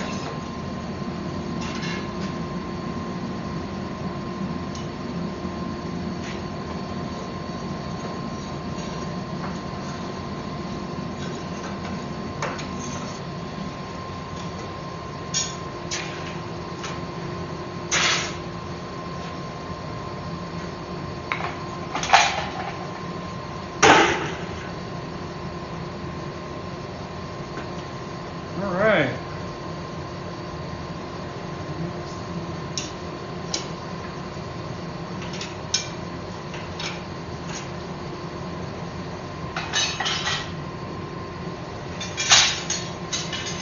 Right, set tongs out. Well, maneuvering of things.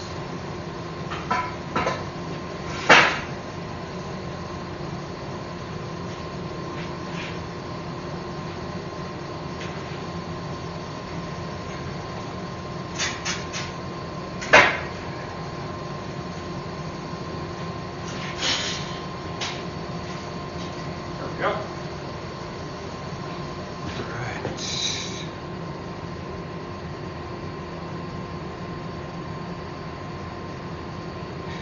Right. Well, I'm glad you like it, Joe. Went to an awesome guy. You know, I just watched that movie again on the flight back.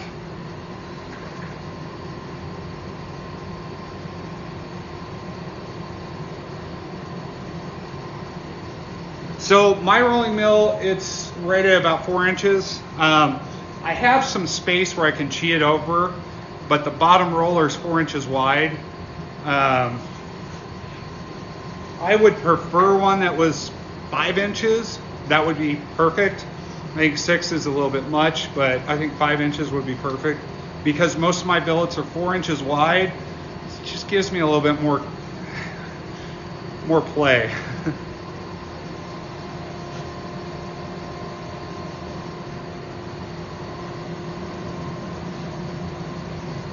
Okay, so we've dropped all the way down to 1800 degrees. Now we're going to start climbing it up. What I'm going to do, instead of messing with the gas, I'm just adjusting the airflow.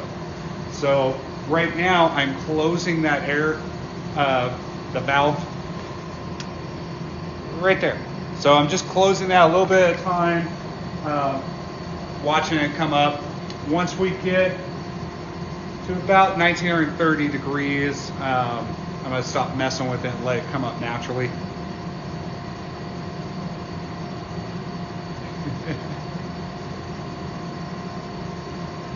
You too, Joe.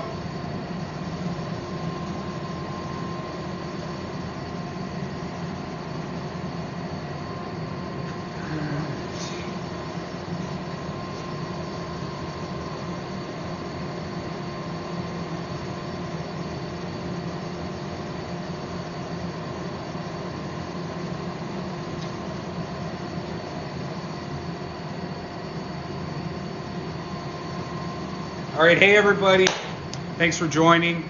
If you're just coming in and you don't already follow me, hit that follow button. What I'm working on right now, we're heating up a piece of copper Damascus. It's one that's already been forged out. I just need to draw it out a little bit farther, make it a little thinner. It's going to be cut up and going into another billet. We've done a hammer today. It's actually my first try at a hammer. Done a lot of little things today, so yeah. Should do is get this going.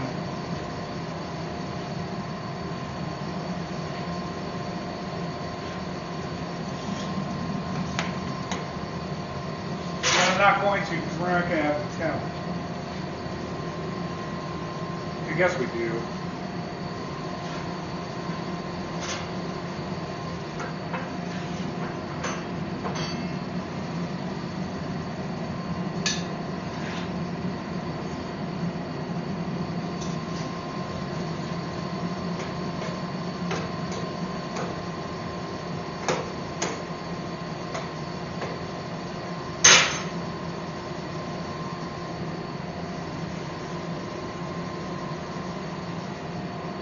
All right, 1925 degrees and climbing.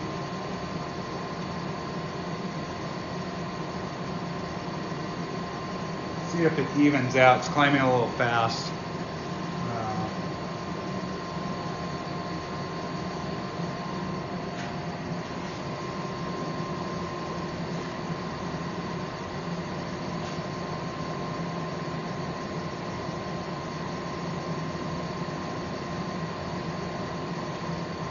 All right, so 1950 degrees, I like that.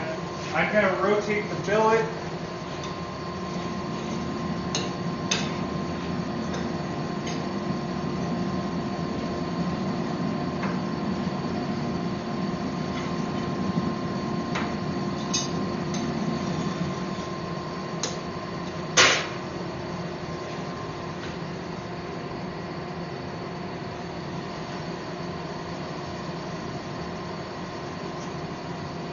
The billet's almost ready to go.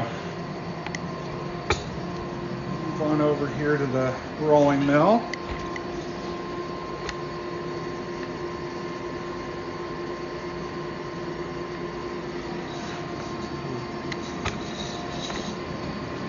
Better angle. Right there. There we go. I think that looks good. So, all right.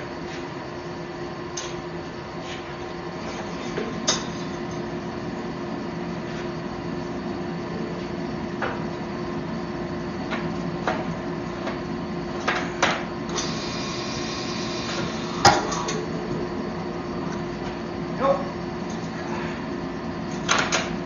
That was not what I wanted to do.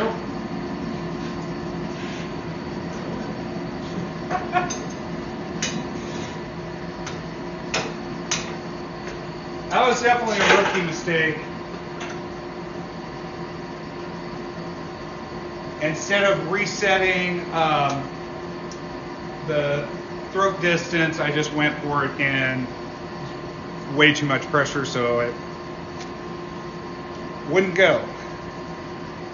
So that's still, didn't pop the breaker, so we're good.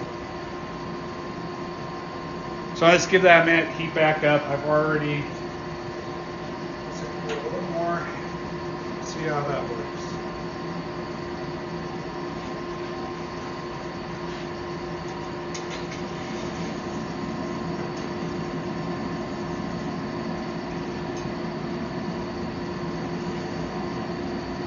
All right, let's try this.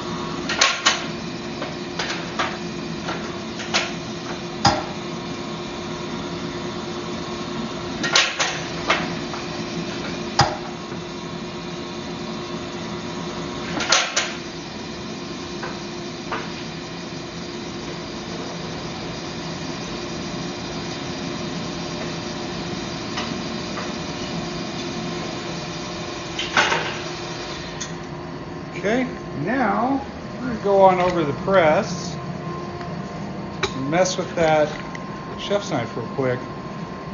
That tang. Step a little.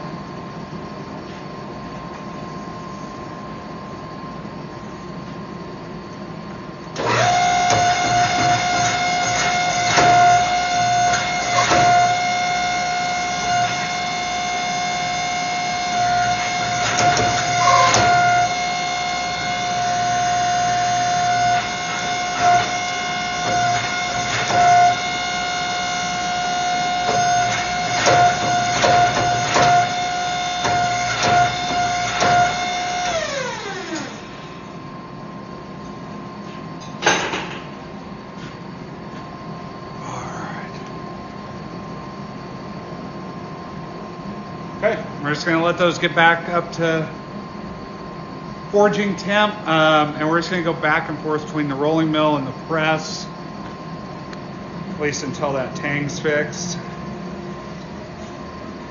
or the billet's done, whichever comes first.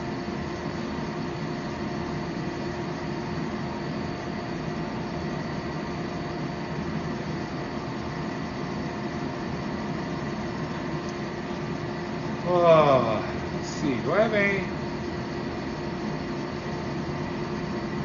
think I have any real projects that. I mean, I still have Stormbreaker I'm working on. Like this.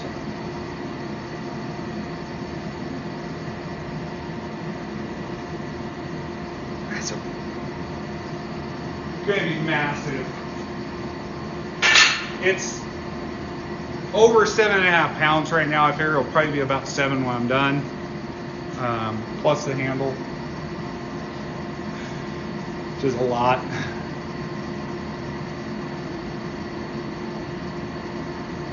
So last blade standing, I got beat by the blade that ended up winning the competition. There was somewhere between here and when it was tested, it got some damage and cracked the hibaki, the carbon fiber hibaki, and made the guard loose. And so I got hit on that, and my handle was a little thicker than David Baker liked. And I agree with him. It was a little on the thick side because of the wrap. But it went through the testing just fine, so I'm happy about that. Once I get it back, I'll fix the hibaki, put a different one on, and I think I'm gonna redo the handle completely and make it longer, a little bit, because it's short to me. It looks short, but that was due to the parameters of the competition. I couldn't make it any longer. So hopefully I get asked back next year, and depending on what the project is, then we'll see. Do better next year, right?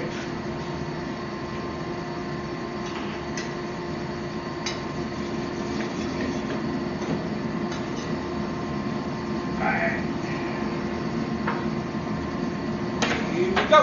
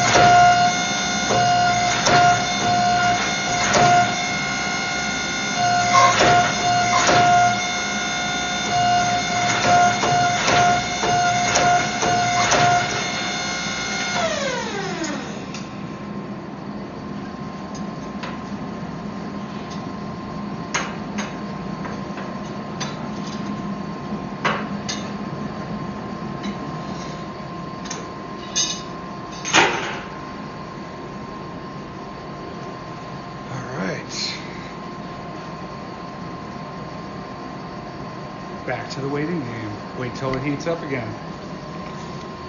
I need to get something to drink. Take some water.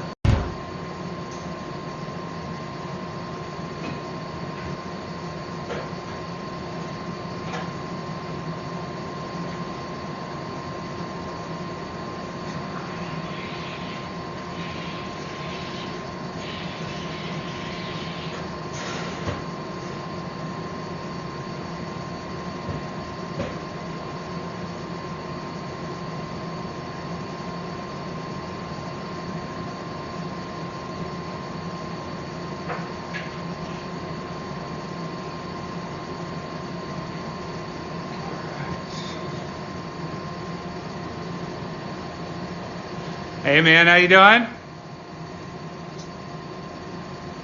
You too. Hoping to be back there next year. That was fun.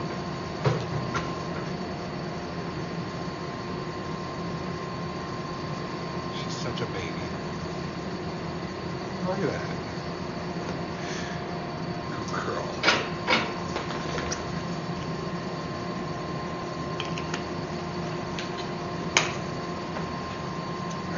Blade is ready.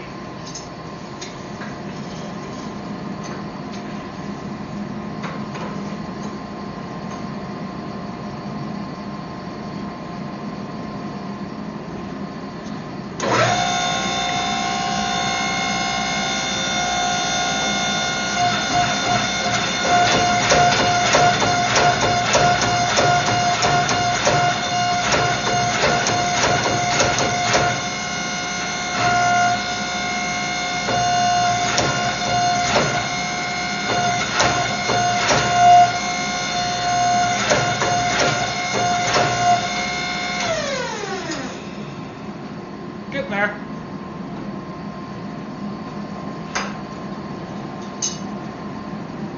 All right, back over to the rolling mill.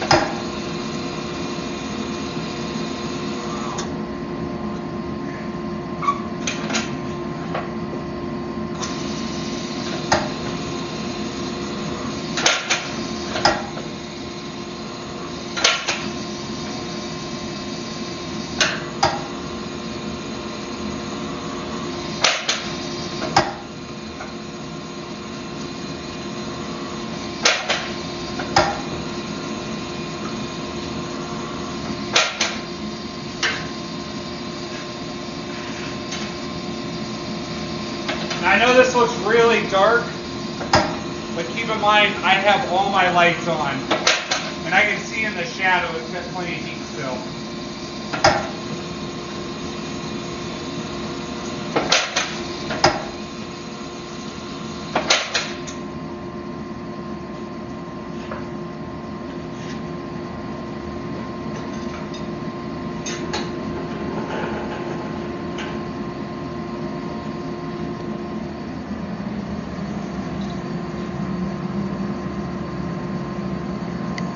Will do, Joe.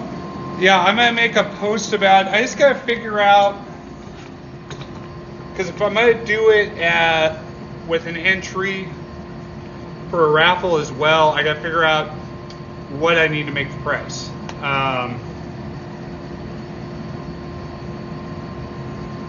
Yeah, I'm just not sure yet.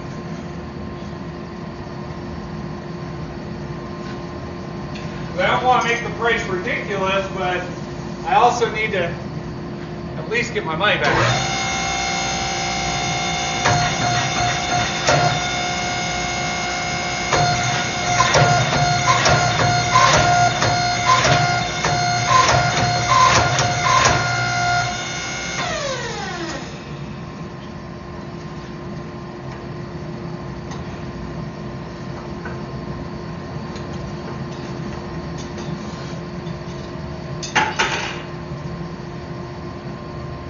So with those coins,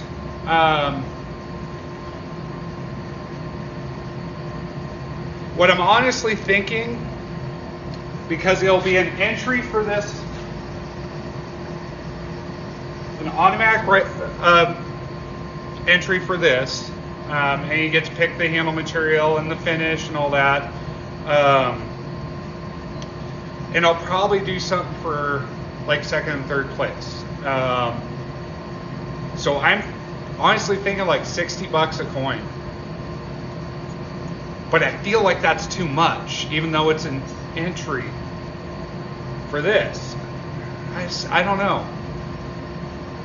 Sometimes it's hard to, actually it's always hard to figure out pricing for things.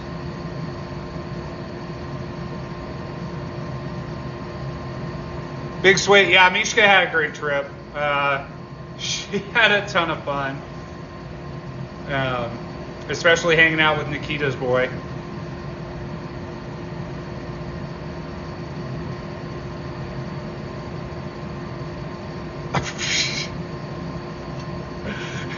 $200 a piece. I was thinking 60 per coin. You crack me up, man. I love it. But I don't know.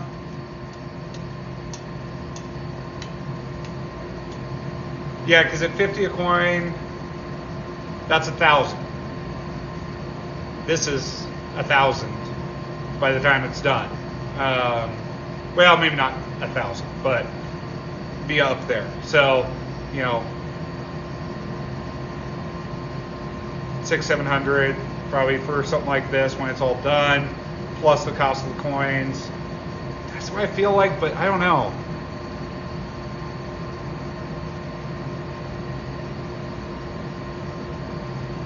Man, first class flying, it was stupid expensive, but it made everything so much easier with Mishka. We had more room, we were on the front of the plane, so getting off was really easy. So I really liked it. Oh, man, this has got warp in it. Nah.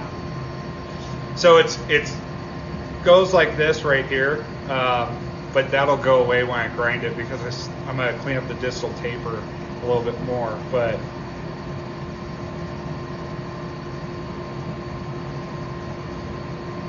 yeah, I think this will be a really nice knife when it's done.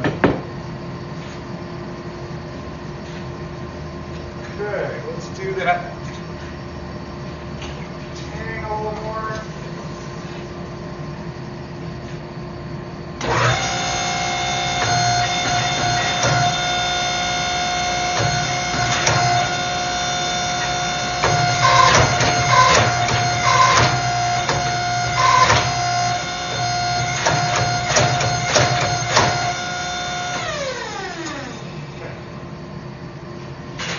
That guy's side. Back to the rolling mill. So I need to get this billet finished today.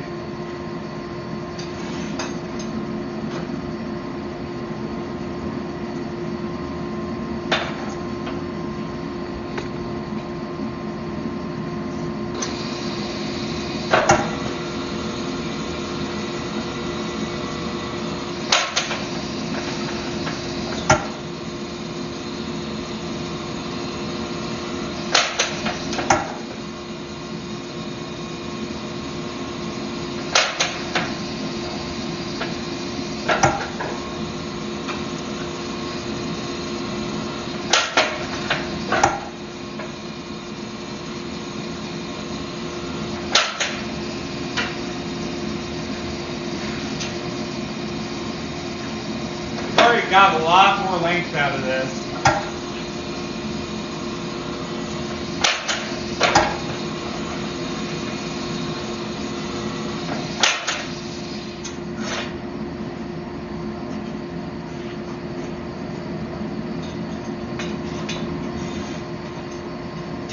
It's still got a little ways to go. It's a little thicker than I want.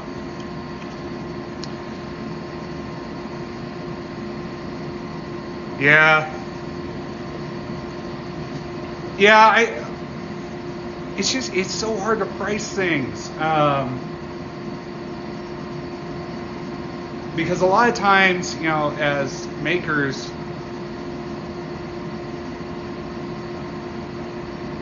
our margins are really close. And there's no way we can compete with mass-produced knives. As far as price goes, quality, different ballgame. But as far as price goes, so it's just trying to find that happy medium. And yeah.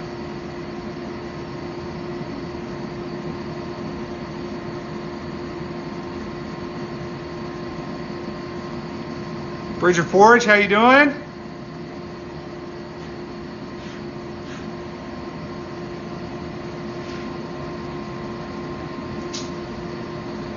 Yeah, it's the old saying that bladesmiths make two common mistakes, or the two worst mistakes you can make: hitting cold steel and not charging enough for your work.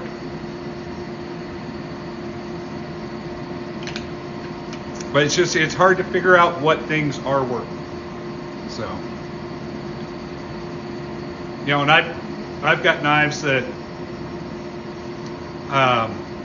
I've had for a while and they haven't sold because they're expensive, but with how much work went into them, dropping the price doesn't always make sense. Yes, I did go to LBS. Yep, got back yesterday afternoon. Left North Carolina flight left at 6.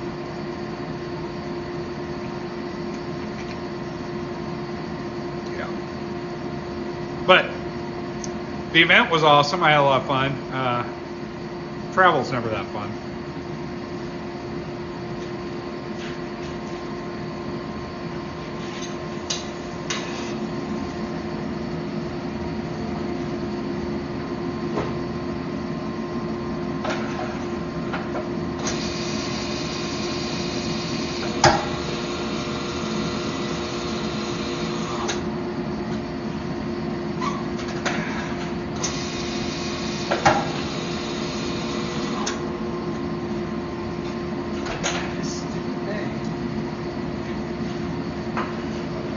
That's what I don't like about this rolling mill. The direct drive, it bogs down really easily.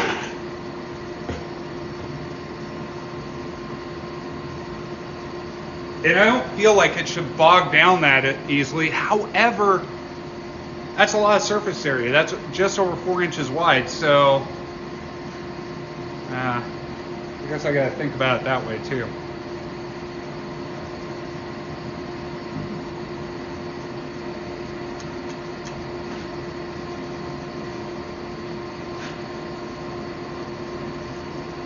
Yeah, it's already noon here.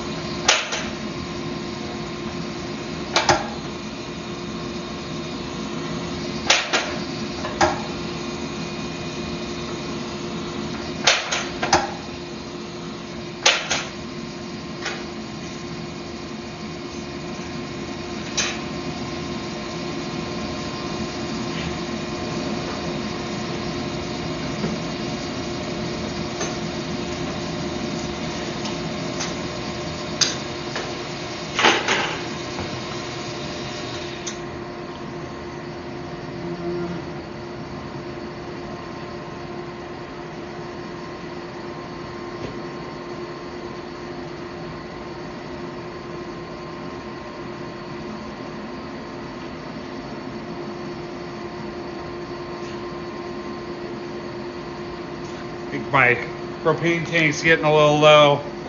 The pressure's dropping.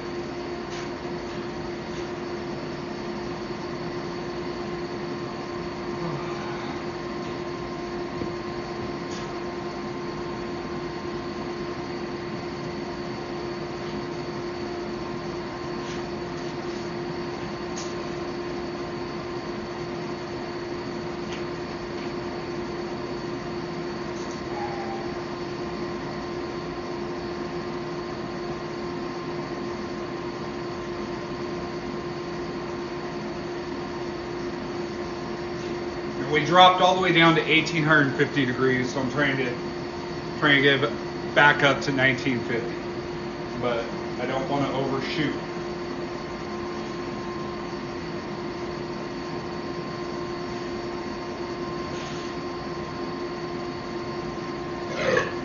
Excuse me. Ooh.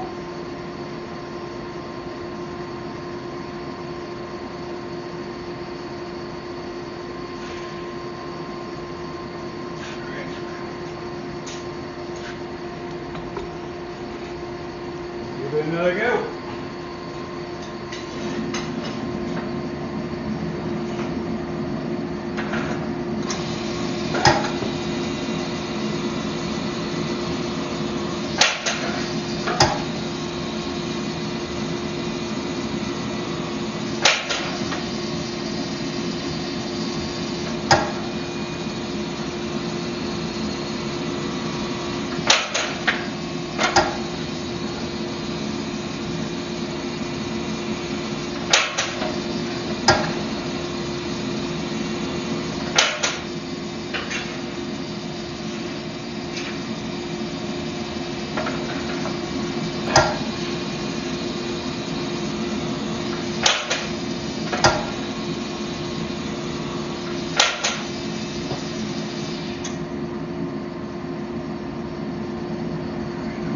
Check this against my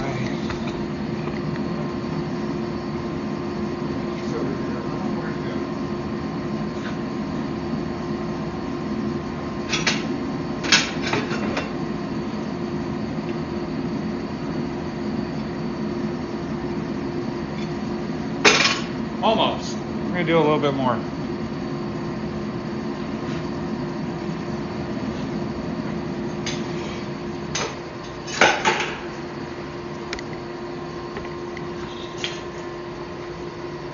There we go.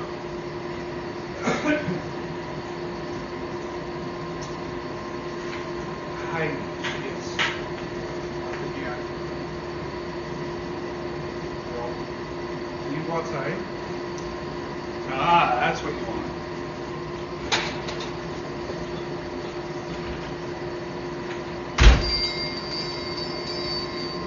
Yes, she could go right out the wide open shop door, but she'd rather go out to the yard.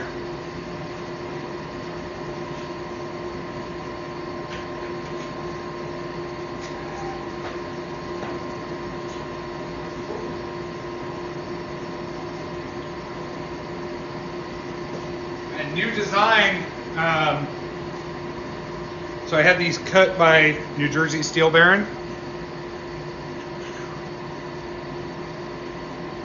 Call them the Spartacus. But looking forward to seeing how these turn out.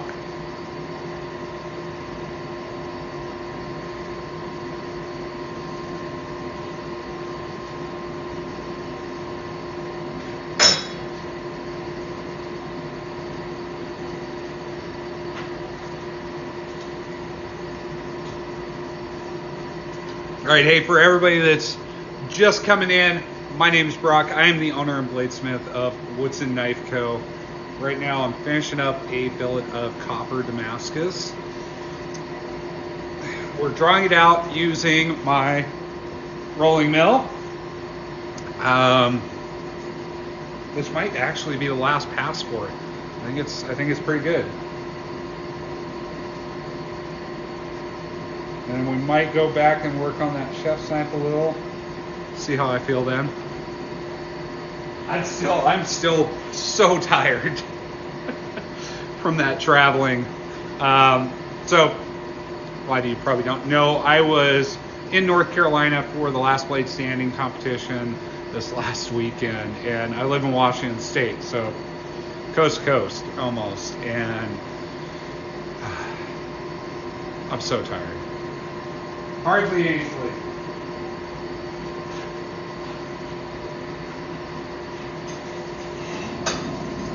That's all right.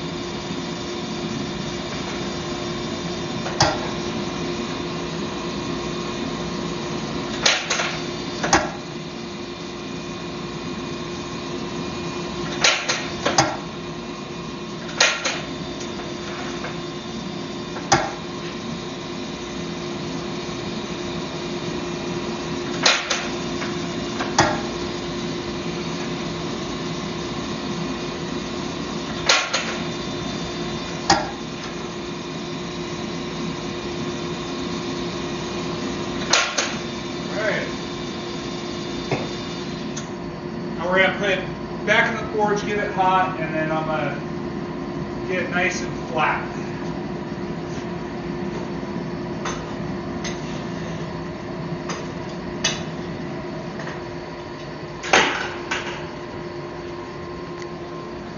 Might as well throw the flattening guys in the press. I always like using those to get these past the finish line, nice and flat. Nice and even, and that way I'm not putting in any kind of deep marks or anything from using a hammer.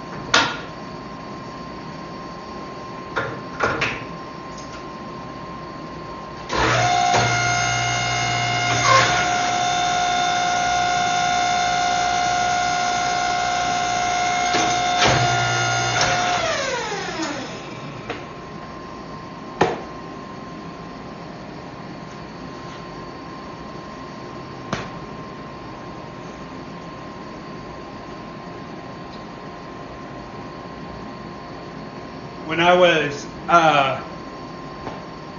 this last weekend when I was at the event, somebody, I can't remember who it was for the life of me, but somebody was talking about one of their customers is designing a press for them, a 26-ton vertical. It just makes me, I want a bigger press. But I don't want to spend the money to get the 25-ton coal ironworks. I just can't justify it because I have this one. So, and I feel like right now people aren't buying that many like used Bladesmith things because I put my Paragon kiln up for sale and have had zero response. And that's a really nice kiln, and a significant amount off the initial price. Okay.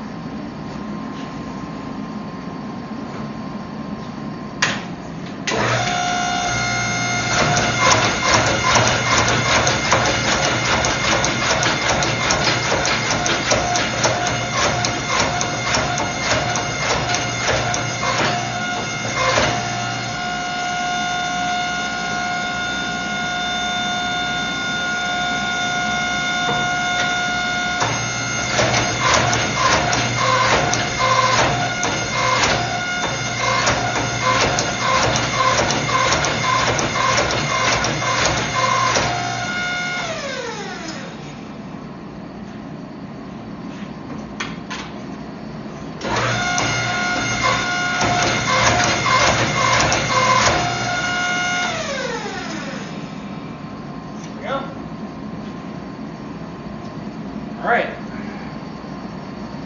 So there it is. Thickness I want, or at least really close to it. So what I'm going to do is turn off the forge and throw it inside.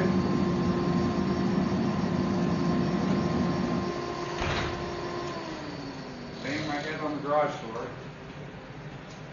Why not?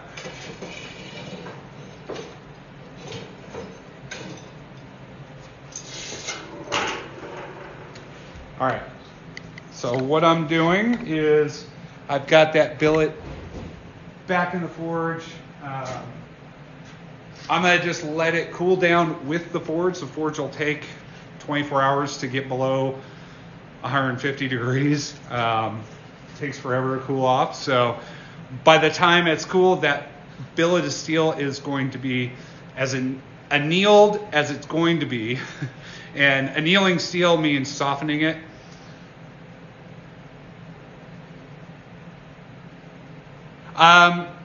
Gio, the handle was loose, and as soon as the competition was over, I grabbed the sword, took it apart, because it was a traditional handle, so it was just the one pin. Pulled the pin out and figured out that somewhere, either during shipping or after shipping, it took some damage and cracked the habaki. It was a carbon fiber habaki. I shouldn't have done carbon fiber.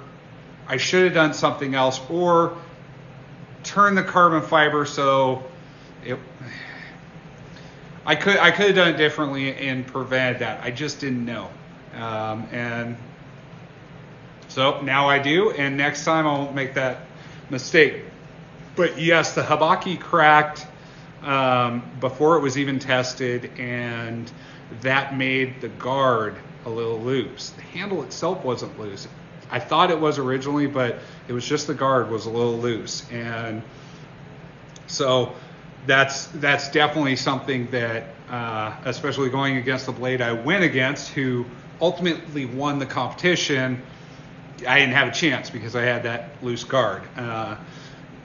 David Baker also didn't like how thick the handle was, which I agree with him, because it was fine, and then I wrapped it, and he even said that. It was probably perfect, and I wrapped it, and it was just a little too big. So, but it was my first Japanese-style sword. I have more planned, and I'm going to fix that one. So once I get it back, I'm going to do a new habaki on it, and I'm probably going to do a whole new handle on it, make a longer handle. The handle was really short to stay within parameters for the competition. Well, if the competition's over, I'm going to make it the way I want it.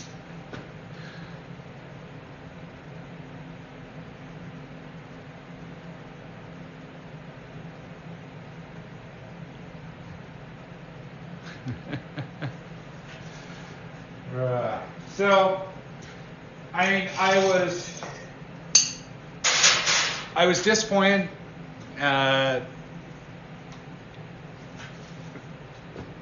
Because of the handle thing, but at the same time, they were still able to fully test my blade, and it passed just fine. David Baker did the chop test, and then we had noodle slice, like pool noodles, and then a 30-degree bend. I wasn't so worried about the bend because I had tested it, but I had not tested any chopping. And with how many blades broke during the competition, during testing, made me a little nervous, but it passed just fine. So doesn't look like it took any kind of damage whatsoever to the edge or anything. So I'm pretty pleased with that. The rest of it was just a mess up with the handle.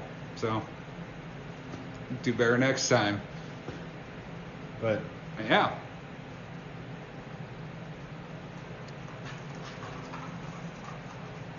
Well, let's see. I think that's about it for me. And honestly, I think I'm going to go lay down and probably go take a nap. I'm so tired. So, all right. Hey, everybody. thank you for watching. If you're new and you don't already follow me, hit that follow button. I do live forging. Well, not always forging, but I do lives on Monday. A lot of times it is forging, and I do lives other times as well, but Mondays are kind of set.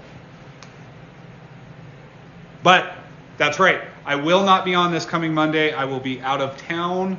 I may do like a Q&A live here and there while we're on our trip, just have some fun and be able to chat with you guys some more. So watch out for that. How much metal do you need to make a samurai sword? Well, it depends on what the samurai sword is. You know, if you're talking a katana or whatever.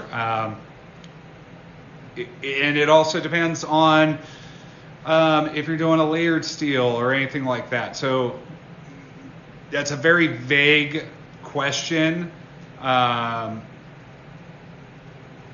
simply because there's so many variables there. You know, and I don't really know how to explain, you know, how much steel you're going to need. I look at it and go, yep, that's enough. And I usually plan to use less of the steel than I'm starting with, because it's better to cut some off to be too long than too short. So, but yeah, that's kind of a difficult question to answer because there's so many variables. Hey, thanks, Joe. I appreciate it. But and Peter, if you're interested in, I'm not sure if you're a bladesmith or if you're just asking for general information. And either way, if you want, you can reach out to me through Messenger on here, and ask me anything you want. So, and that goes for everybody. If you have questions about things that I do, shoot me a message on here, on Instagram, Facebook, or even through my website. I will answer. If I don't know the answer, I'm going to do my best to point you in the right direction. Thanks. I appreciate it. So, all right. Hey, everybody. Thanks for watching. Remember, if you don't already follow me, hit that follow button. And hope to see you guys next time. As always, be kind. Much love. Have a great week.